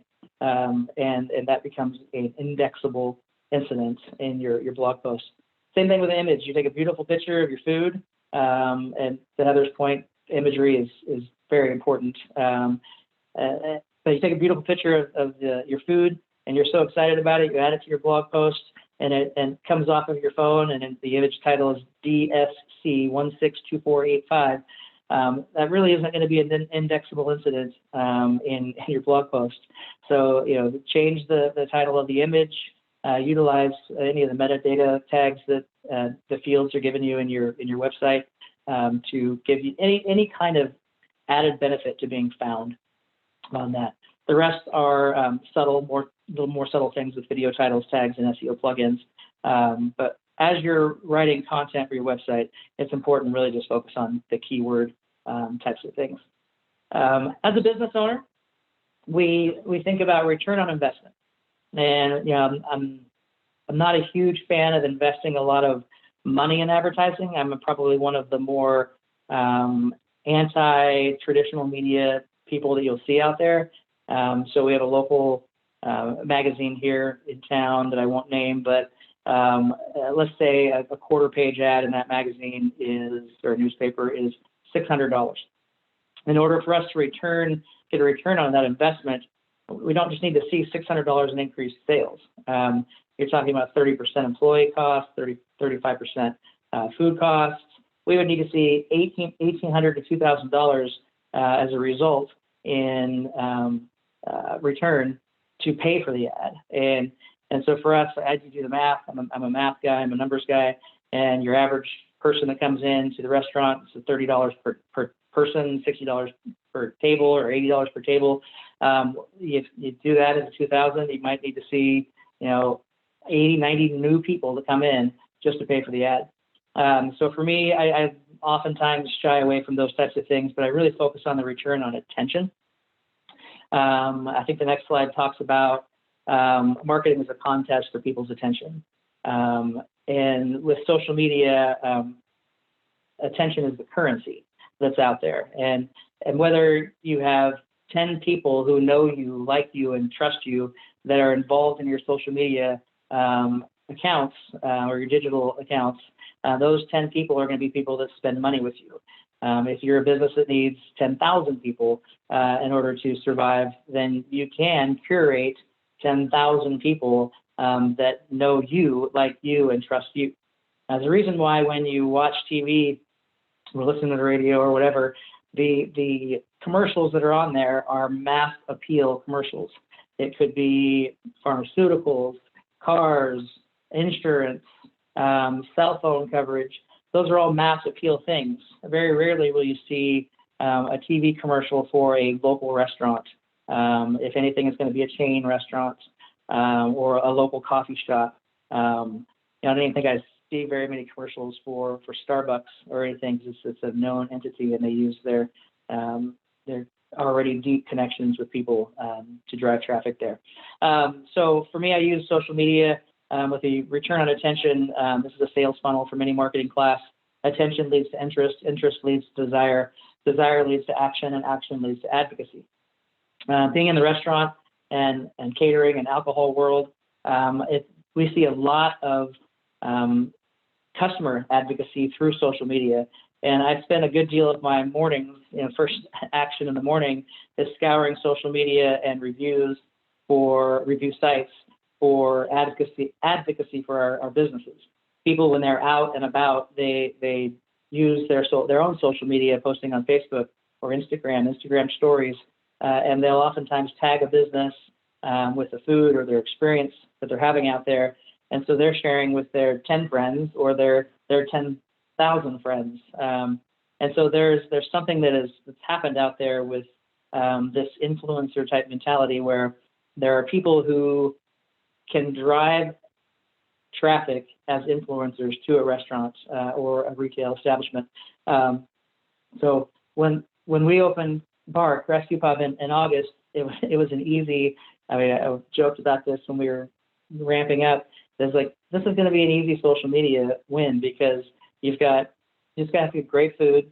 You got dogs, you got cats, throw in babies in there, enjoying the experience, and you've got a trifecta of everything that's going. And then, so we've grown our social media presence to nearly 7,000 people on Facebook, 4,000 people on Instagram in just the 6 months we've been open. And I've not had to purchase or acquire any kinds of things like that, just other than some natural ad buys.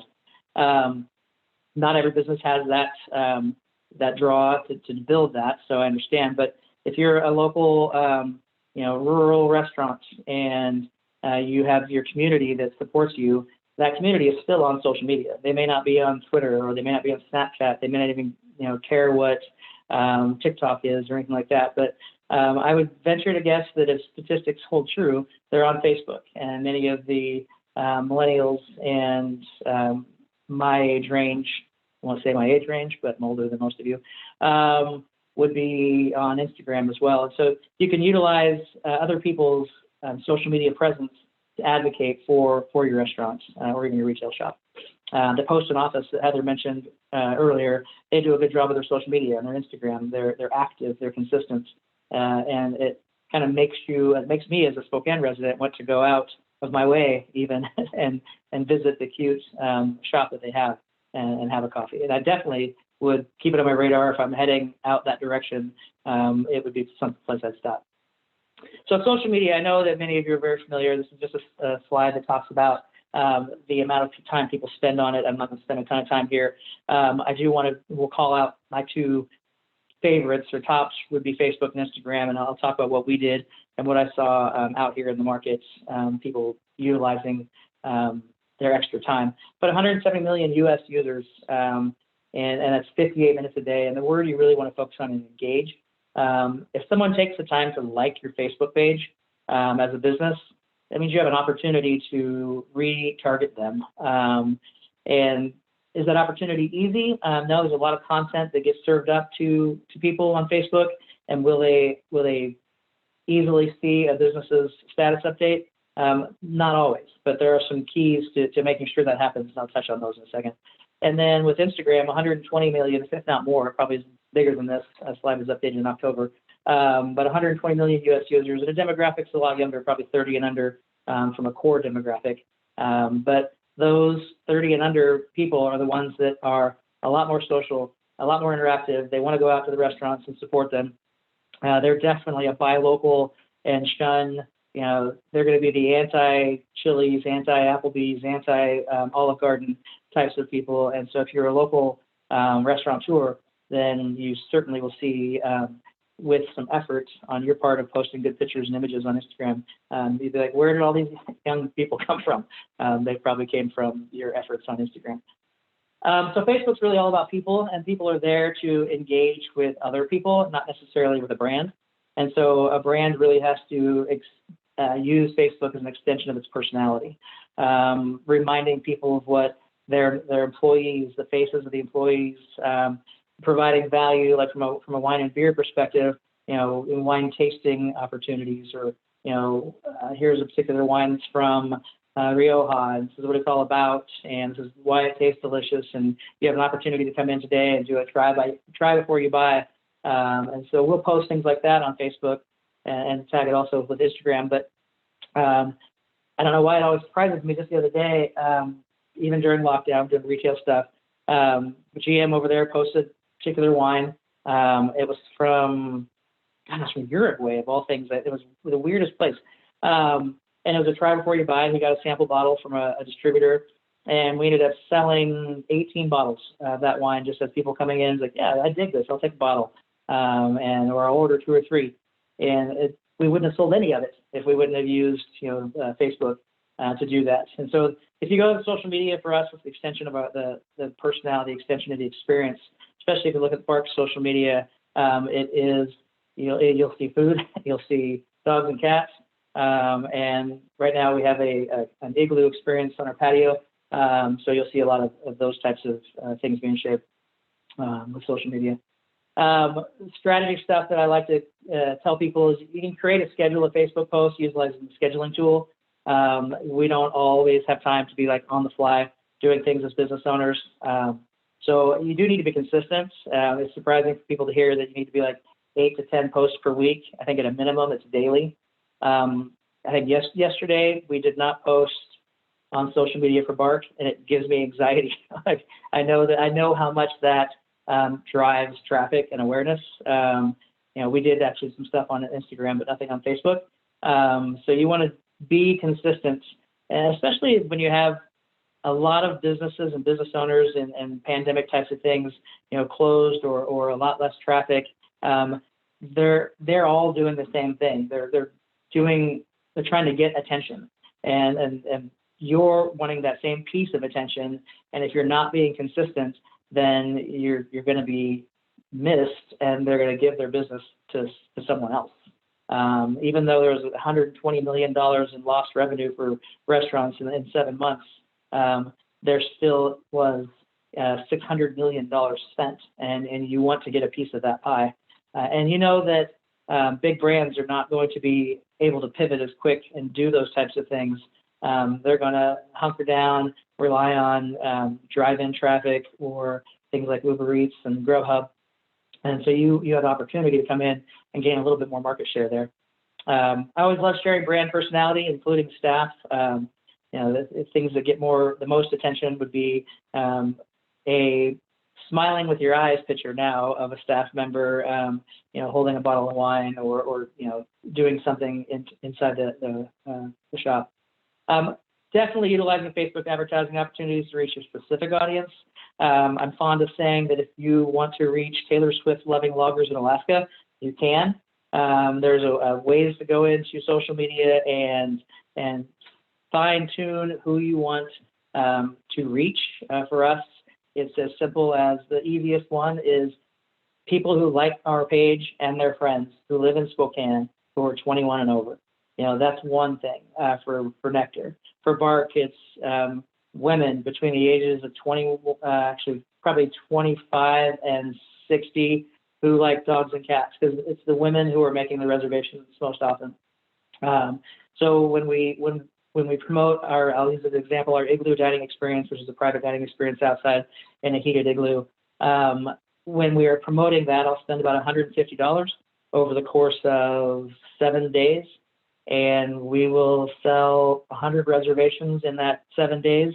Each reservation is $110. You do the math, it's $11,000.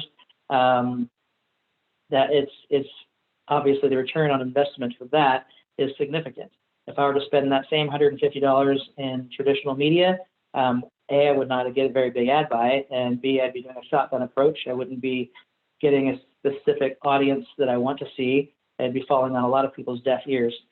So the simple things you can do would be doing boosted posts, and then if you need some assistance getting into some really detailed targeted advertising, I wouldn't necessarily offer my services because I think my time is a little limited on that now. But there are people that probably are in your sphere with the chambers that you're involved in that can help you out with those. One thing we've seen recently in the restaurant world is being involved in local relevant groups. There's some Spokane foodie groups, Spokane Food Finder. There is Spokane Food Guild, and when we join those groups, it not only is important from a monitoring standpoint, we're able to see what people are saying about our business. But as a business owner, I can go in and I don't do a lot of self-promotion, but that occasional you go in and, hey, if you're looking for a great Bloody Mary, Bark has this Bloody Mary that's also a meal. And you can post a picture and, it translates into revenue for brunch on the weekends. It's like clockwork. I don't want to share that because I don't want everybody doing it, but this is the group is 17,000 people strong, and they're all sharing their mostly positive experiences at all kinds of food establishments. And so there's this mass herd driving traffic to local businesses. So being a part of that is important. And then, as I mentioned earlier, by monitoring mentions and resharing if possible, my customer content is powerful. My daily morning routine is I look on Facebook for mentions and review sites. I tend to be hurt when you have negative reviews, but I take them as opportunities and look for trends on negative reviews if there's any kind of trend, because clearly as a restaurateur, you want people to have great experiences. So when you see a negative review, it hurts and you want to see how that happens. But monitoring those mentions through Instagram and resharing them, you'll see that as being a definite strategy that we employ. What we did on Facebook is consistent posting of messaging of all of our offerings. Promoted online shopping, ordering, food delivery. We offered wine and beer delivery, curbside pickup. Created a budget for promoted posts and ads. Actually had some time this go around to take the time to create quality pictures to share. I've empathized with the restaurant owners and retail shops. You don't often have a lot of times to create quality pictures, but when you don't have as many customers coming in the door, you sometimes can get those more engaging shots of not only your space, but some of the food imagery. Something we have on our radar for the spring is creating a schedule of taking good pictures. And because you don't want to just make everything on your menu and take good pictures of it all at once. So we're putting a spreadsheet together and doing a timeline of how we can get better pictures of each of our food items, especially as we roll out new menu items. More pictures of staff and the team working hard, especially as they came back from first lockdown in May and then now in February going into March, those types of things. And then engage, like I mentioned, local food groups. It's a great guy in Spokane, Rick Clark. He created this group, which the name is escaping me right now, but I think it's called Save 509. And it started off with a daily Facebook Live post that he was doing, and ended up where he was able to raise $250,000. And he would daily go out and buy 100 meals at various restaurants, pay them full price for them, and post about it in this Facebook group, and was able to help hundreds of restaurants. Not only just that initial one-time buy, but it's the exposure that those restaurants get that has, not a huge long-term effect, but it can have that short-term trail. And if restaurants doing it right, they take advantage of the exposure. They get people to like their social media pages, then they can retarget them. Or if there's an email opportunity to collect an email address, there's a lot of, you've got to think about proactively, how can I retarget these people that are 100 people that are standing in line to come get my meal on that. So moving on to Instagram, and we'll take questions at the end, of course. Try to move more quickly through some of this. Age range 18 to 45, huge audience base, quick consumption. People sit here and do this all day. This is action of double tap, quick consumption, brand awareness. And this is really the biggest thing. It's all about attention and being there in that little scroll and newsfeed. But it also is brand storytelling. I know that it's not a class on woodworking, but if you're maybe you're a furniture builder out there, you can tell your story is like, how cool is it? This is a picture of this raw wood material that I just bought. And this is a picture of me shaping this into a piece of furniture. And this is 3/4 of the way through the process. And then here is the finished piece of furniture. You barely even need to sell that because you already had people following the process of the story of that piece of furniture. It's the same way in the restaurant world, sharing the pictures and the imagery of your brand. You're not doing a hard sell of come in today, 30% off, or everything is, happy hour, $1 off of this and that. It's telling that story and building that interest that leads to desire, that leads to action, that leads to advocacy. So the strategy minute here is tell your story in pictures. I look at it, Instagram as two things. You have a news feed, and that's the 9 box of pictures that's there as people look at your profile. And then I look at the other side, stories, and that's the 20. It lives for 24 hours. So from the intentional feed, I make sure that we've got good quality or the best quality images we can get. My fiance is more in marketing, is also in marketing, and she'll slap my hands sometimes, I can't believe you posted that picture. It's not perfect. It's like, well, I was in a hurry to get some things done. But we try to have an intentional news feed there. And then from the stories aspect, we can be a little more whimsical. It doesn't have to be a perfect picture. It can be a reshare from somebody else. It can be a boomerang, which is a real quick back and forth to grab some attention. And we'll see great engagement on those. If you look at your metrics, we'll see 1,000 people looking at our stories. We have 7,000 Instagram followers, so 1 out of 7. It'd be a rough estimate, obviously, of that. You can feature the experience of coming to your restaurant. Show people what it's like to be in your establishment.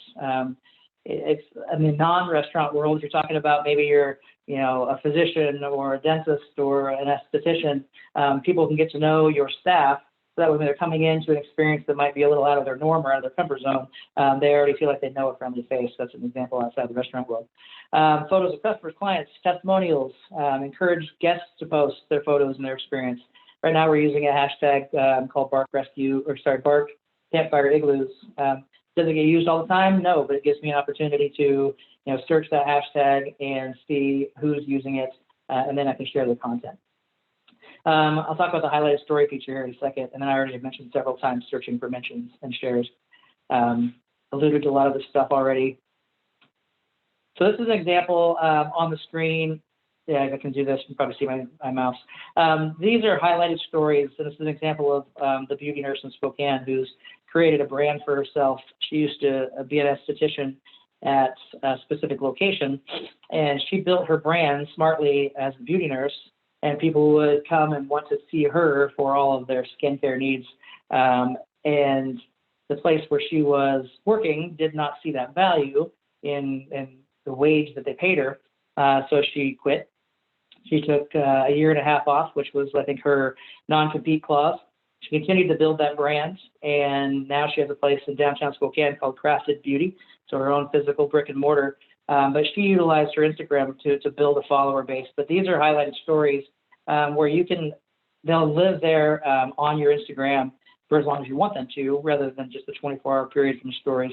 And so if you click there, you can see recipes or skincare stuff, makeup, travel. For our Bark, we've done merch, how you can help, adoption process, those types of things that just live there from an informational standpoint.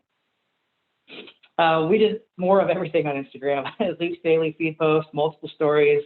There's a little more time there from the team that leads Nectar and Kendall Yards. They could have been a little more diligent, but I get it. You run out of ideas and things to do. But at least was daily on their side of things.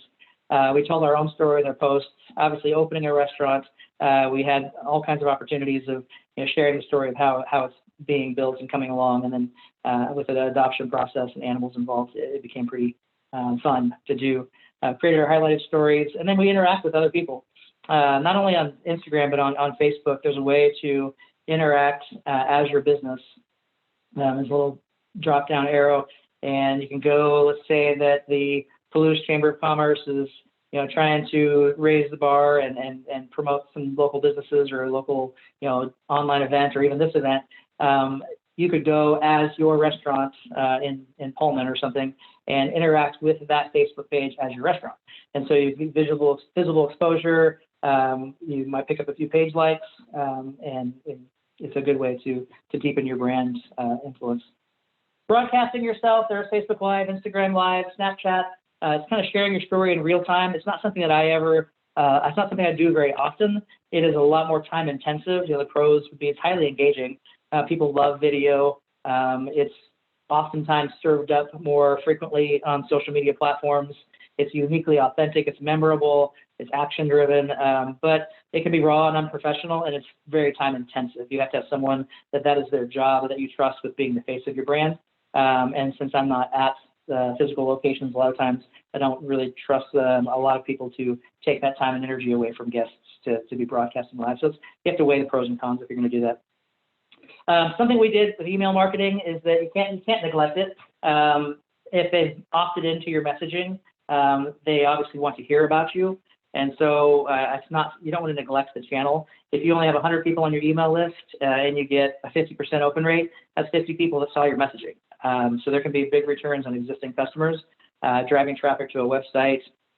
Surveys do say that customers want to hear from brands they trust. So you want to make sure that you grow that list, add value before you're selling. We use MailChimp, but there's MailChimp and Constant Contact, and for smaller email lists, it's free, and they're very, very easy to use. We have a pretty large email list, so we're on a paid program of it. But what we did during the pandemics, and then I think we're still continuing doing it, is biweekly emails of what changes we're making. It was a good additional way to communicate our COVID messaging that we were having. We looked for ways to build our list. We were using OpenTable for the restaurant to make reservations, and in OpenTable, customers can choose whether they want to opt in for your email messaging. So we download that list to a spreadsheet, add that to MailChimp, and I think we've been able to build like 1,500 people who opt into that messaging. So if we want to promote something new, whether it's a happy hour or new menu items or something, we can use those lists. So let's see, providing offers, driving traffic, those kinds of things. As I mentioned earlier, 2 words that my dogs can come over and say hello. Wait. 2 words that I got tired of hearing was pivot and innovate. Just like we got tired of hearing social distance and all of that. But for us, we saw a lot of restaurants doing some great things, whether it's curbside and takeout. From a catering aspect, people didn't really think of us as doing curbside or takeout. And so it was really, we had this real struggle when we had to be closed to indoor events. So we created these family meal platters. Chef Steven did a great job. We also did make at home meal kits, kind of a Blue Apron style. We pivoted and called it Nectar Home, since you couldn't go out to Nectar and attend one of our wine dinners or something like that. We created the Nectar Home aspect. And so I physically brought home the make at home meal kits. I'm not really a chef, but we did them at the house. They were all easy, cooked them all, had Katie take great pictures of them. That way they were available to see how they were done. And we saw some great success with that, especially in March, April, and May. And then it's kind of trailed out once restaurants were able to open a little bit. And then once November came, we actually really just decided it wasn't worth the effort and energy. And I understand it's kind of weigh the cost of doing that. Parking lot dining, we did that at Bark. There was a lot of restaurants that were doing it, some well, some not so well. I'll leave it at that. Cocktail kits, this was a huge thing. We saw people, still wanting to go out and experience maybe a certain cocktail they were having at Durkin's Liquor Bar or Borracho's tequila or something. So they put together cocktail kits. A lot of innovative things that went on in March, April, and May, and then not as much that I saw in November, December, and January. People, I think, got a little COVID fatigue. Virtual cooking classes and wine tastings. We did a couple of virtual wine tastings. We saw some businesses doing some virtual cooking classes. I know Heather alluded to some things that, like the florist earlier, what a great idea on still staying relevant and getting some traffic. Not some traffic, but some funds. Date night kits. This was a great thing. We saw a lot of people in spring and early summer during the first lockdown want to just come in and grab a lot of outdoor walking and hiking. So they're picking up rosé in a can and taking it on hikes or charcuterie boards to go on picnics. And so we kind of put together some of those types of things. Date night kits were more popular in the fall and winter. There was a couple businesses that I saw do a hot chocolate kit that you come in, and it's great for families with kids. So it had everything you do to make various flavors of hot chocolates, and had all the accessories like sprinkles or marshmallows and small little cans of whipped cream. A casual market, so turning your restaurant into, if you have access like Cisco or US Foods, they provided the opportunity for you to sell some of their products. Customers couldn't go get toilet paper anywhere, but Cisco and US Foods had toilet paper, they had hand sanitizer. So there were some restaurants in town that took a part of their space, and they'd have some fresh produce. And so very innovative on those types of things. We didn't participate in any of that, but it was kind of fun to see. And then limited quantity special menu items. There's a lot of restaurants. There's a fine dining restaurant that would really struggle in something like this because nobody's going to think to do fine dining as a to-go option. So he would create 50 or maybe 100 of these really tasty little sandwiches available every single day. I think he did it for about 2 weeks, and they would sell out. That's the social media spread kind of made it. He was down the street from me, and so I saw at that build. It was kind of fun to see. There's a limited quantity of this particular item, and it really drove traffic for. He probably was down to himself and one other person working, but it kept the lights on and kept things moving forward. Other things, this is I think one of the last slides, is dig for opportunities.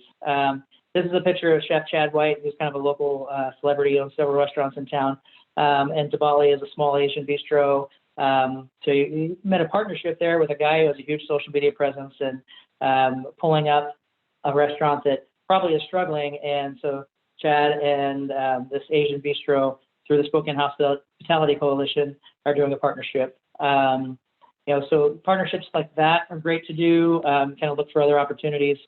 For us, during the holiday season, we tried to pitch the corporate to go hot or cold meals. We actually saw some of the businesses were still wanting to provide some sort of holiday celebration for staff for surviving a really difficult year.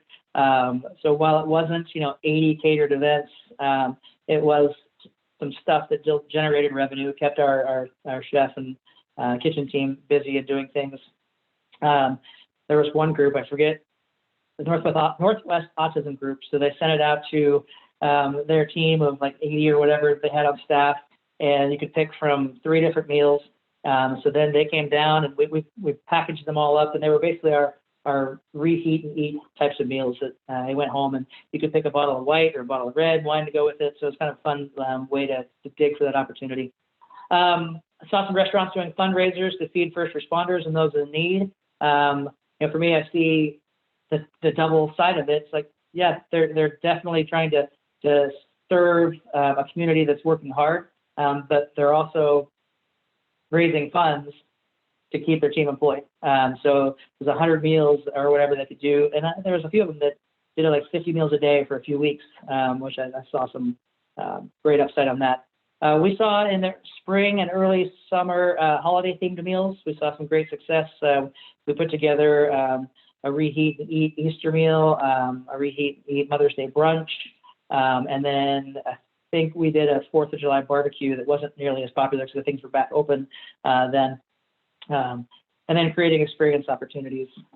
Heather hit on this several times as we move into re-emerging and surviving, is that I remember when I worked at Bank of America, gosh, seems like another lifetime ago, 20 years ago, I was attending a conference, and the main theme was that whether it's retail or banking or restaurants, people are want to more and more go to an experience.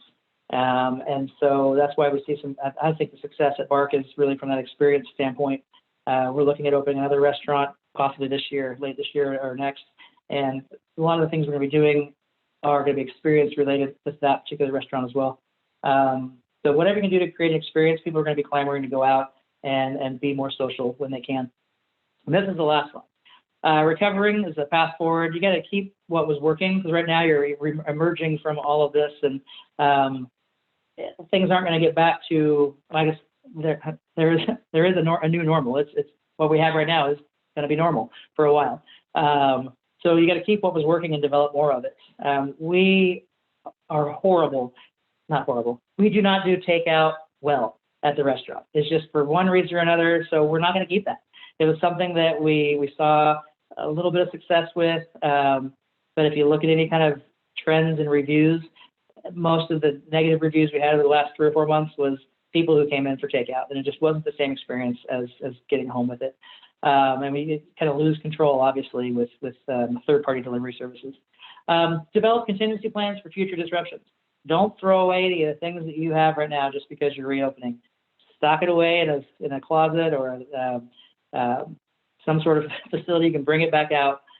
Plan for social distance and limited capacity dining. Keep those visually visually safe communications out there for staff and guests.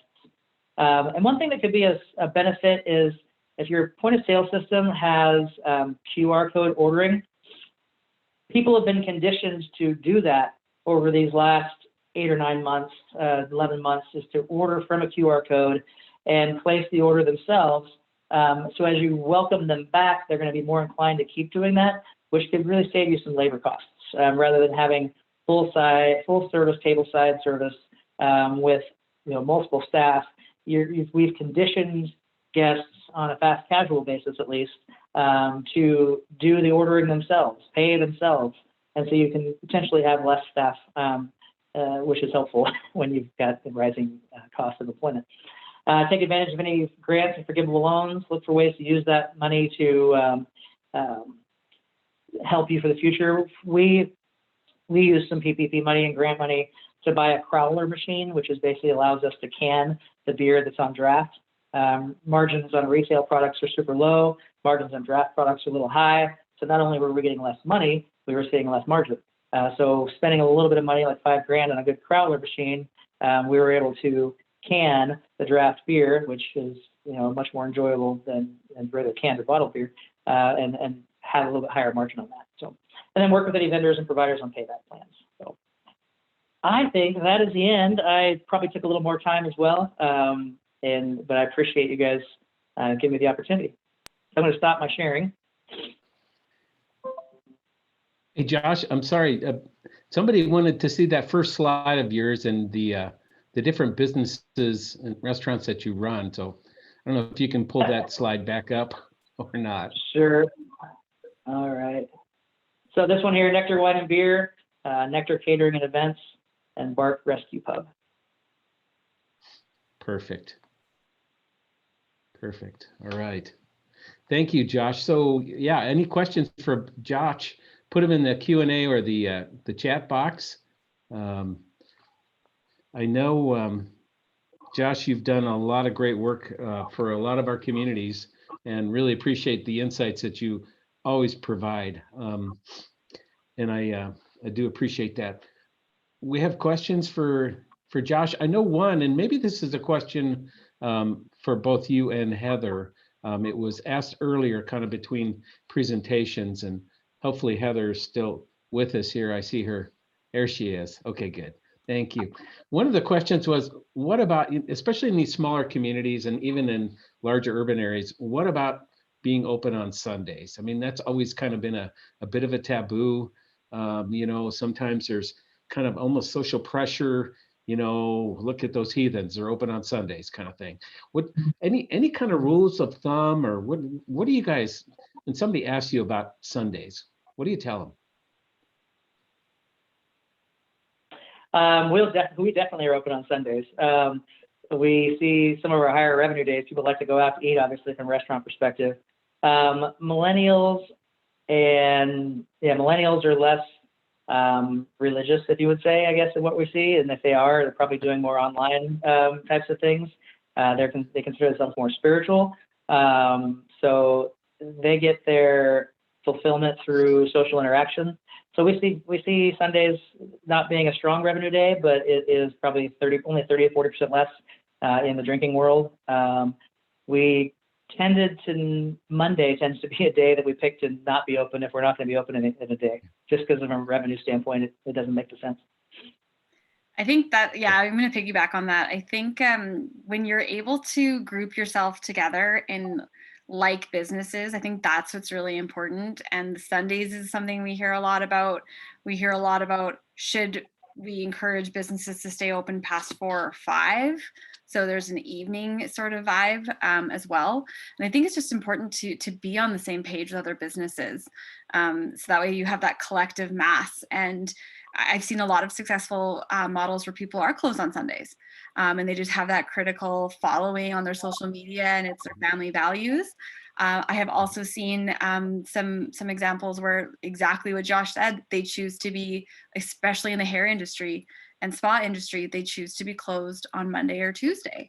And so just paying attention to those industry specific examples, I think is really important. But if you're a restaurant and other restaurants are open on Sunday evening, be open on Sunday evening. Again, it's not about oh, I don't want to be in competition necessarily. It's about creating that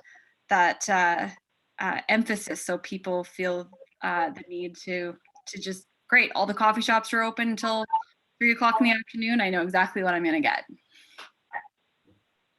Thank you. Great. Good. Any other questions out there? There was a question about collaborations with other local businesses for elevating each other. I know you gave a few examples, Josh, you with the chef and with a restaurant that was struggling. And Heather, you shared a little bit on, I think it was a florist. What other collaborations are you seeing that works? And then there was a follow-up question about chambers of commerce being open on Saturdays, but we won't touch that one. I guess I'll go first on this one too. I mean, we have a natural collaboration with the Spokane Humane Society, with the rescue pub. So we see that, and other types of, like, there's a local pet photographer who does great work, and so we kind of look for synergies there. Over at Kendall Yards, it's all community based. If you haven't been to Kendall Yards, it's a very community centric, intentionally designed business district and residential district, and so we like to support all the businesses over there, whether it's Fleet Feet or the sushi restaurant. The pizza place is right next to us, and you can actually order pizza from there and bring it over to our space when we're actually at be open inside. And so I think we just use opportunities like that to support other, like, breweries, wineries in town. We'll do collaborations. The beer community is huge, and they all like to support the local people. So when there's a release of a new beer, we're honored when they choose to release it at Nectar.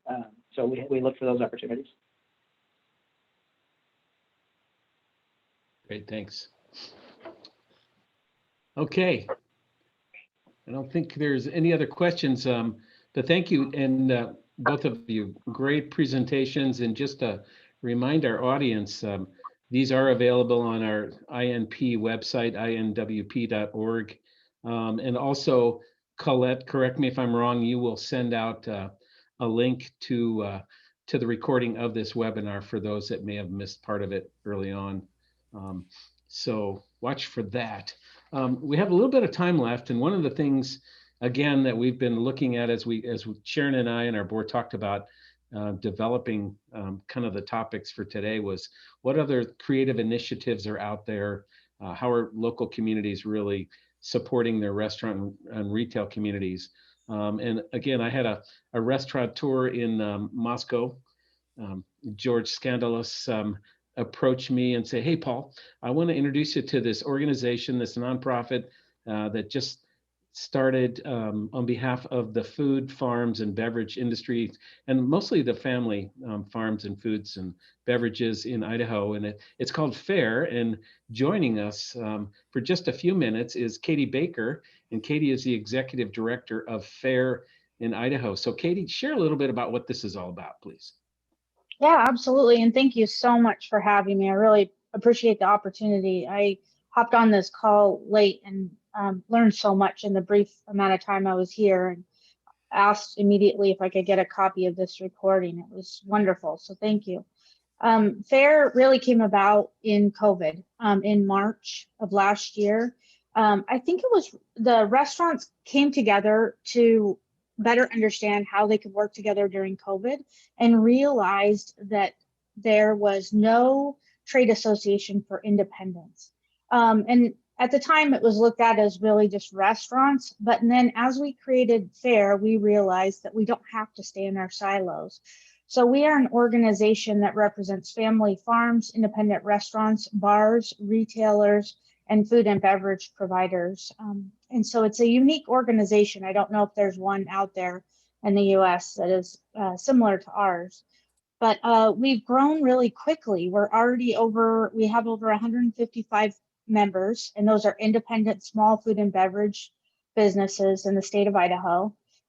We've co-hosted over 15 roundtables. This has been such a wonderful experience, and also many thanks to Colette, who's helped co-host these roundtables. But these roundtables have been informative for us as an organization, as well as allowing our restaurants and bar owners, or whatever sector they're representing to come together and work together to find solutions during COVID, but also to allow Fair Idaho to give us action items going forward in terms of legislation or what is this industry struggling with. So that's what we've done with those roundtables, but we've also partnered with other nonprofits and really sat down with our independent food and beverage providers throughout the state. We are a statewide organization and we take that very seriously. So that means touring around, oftentimes wearing a mask and understanding where people are at.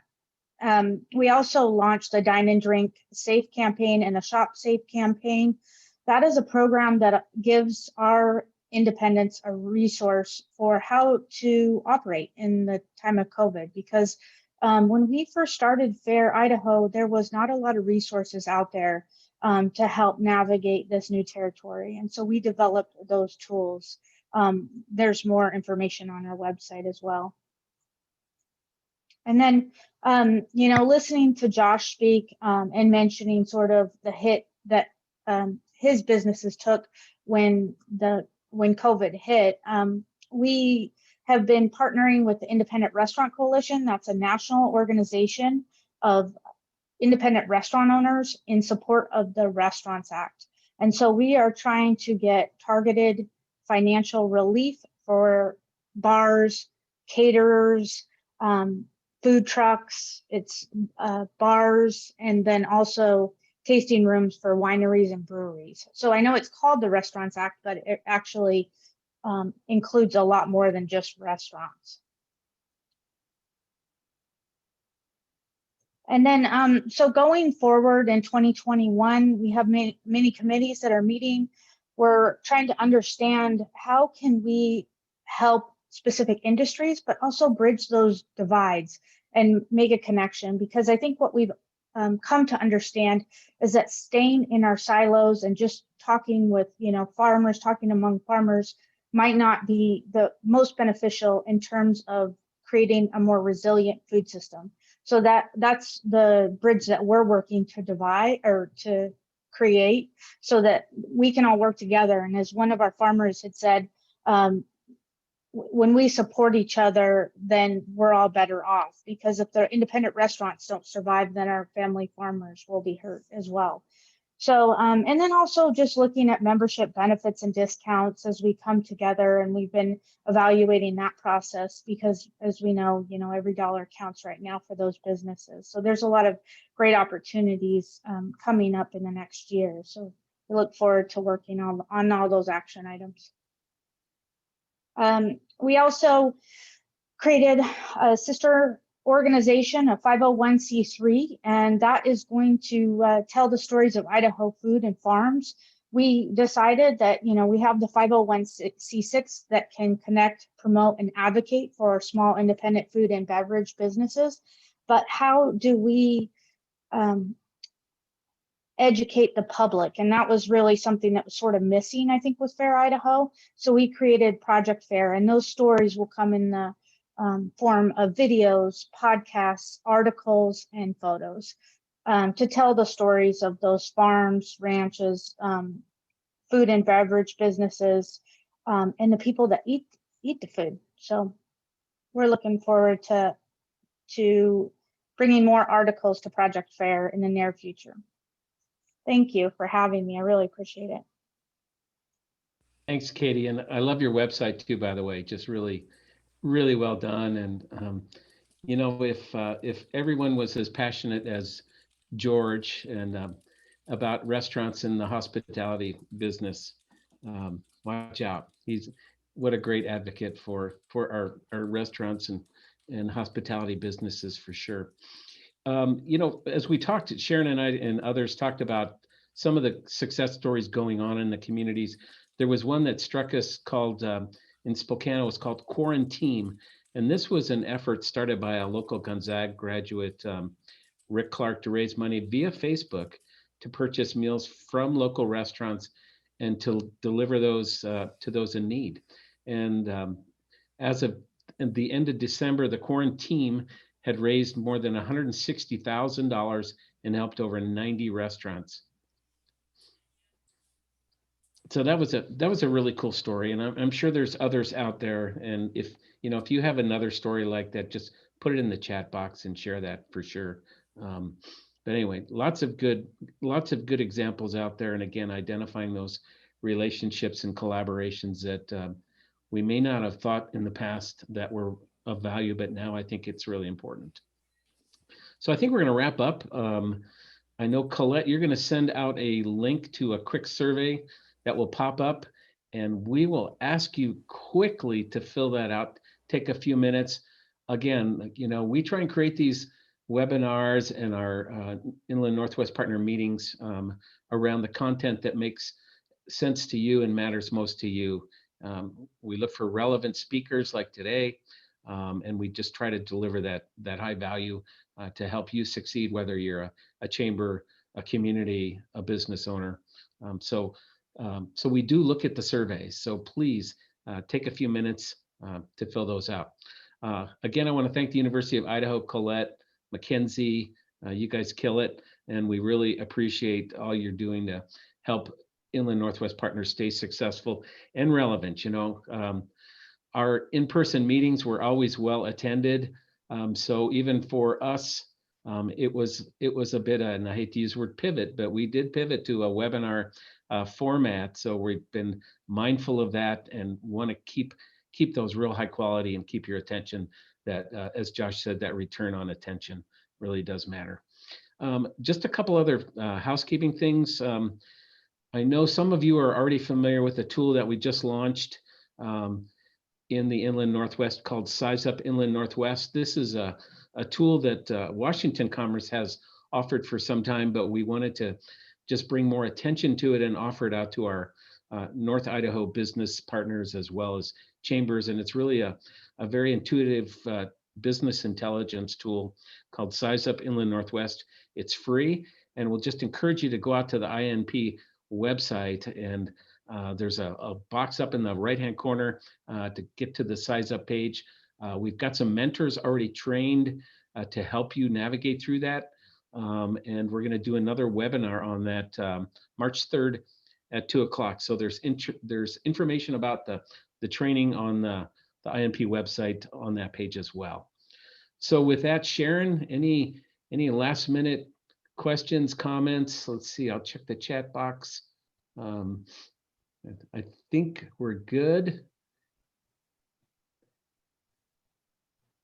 You're muted, Sharon, come on. Sorry. I think that's it. I want to thank everybody for joining us today, and especially the speakers for taking the time for their presentations. They were great. Yes, agree. Thank you. Thanks, Sharon, as always. Thanks to our Inland Northwest Partner Board. Some are on this call, this webinar as well, and we'll have a board meeting immediately following this. So with that, again, thank you for attending today, and keep sending those ideas for themes and topics that we want to help support you and your business community. So with that, take care and have a great day. Thank you all.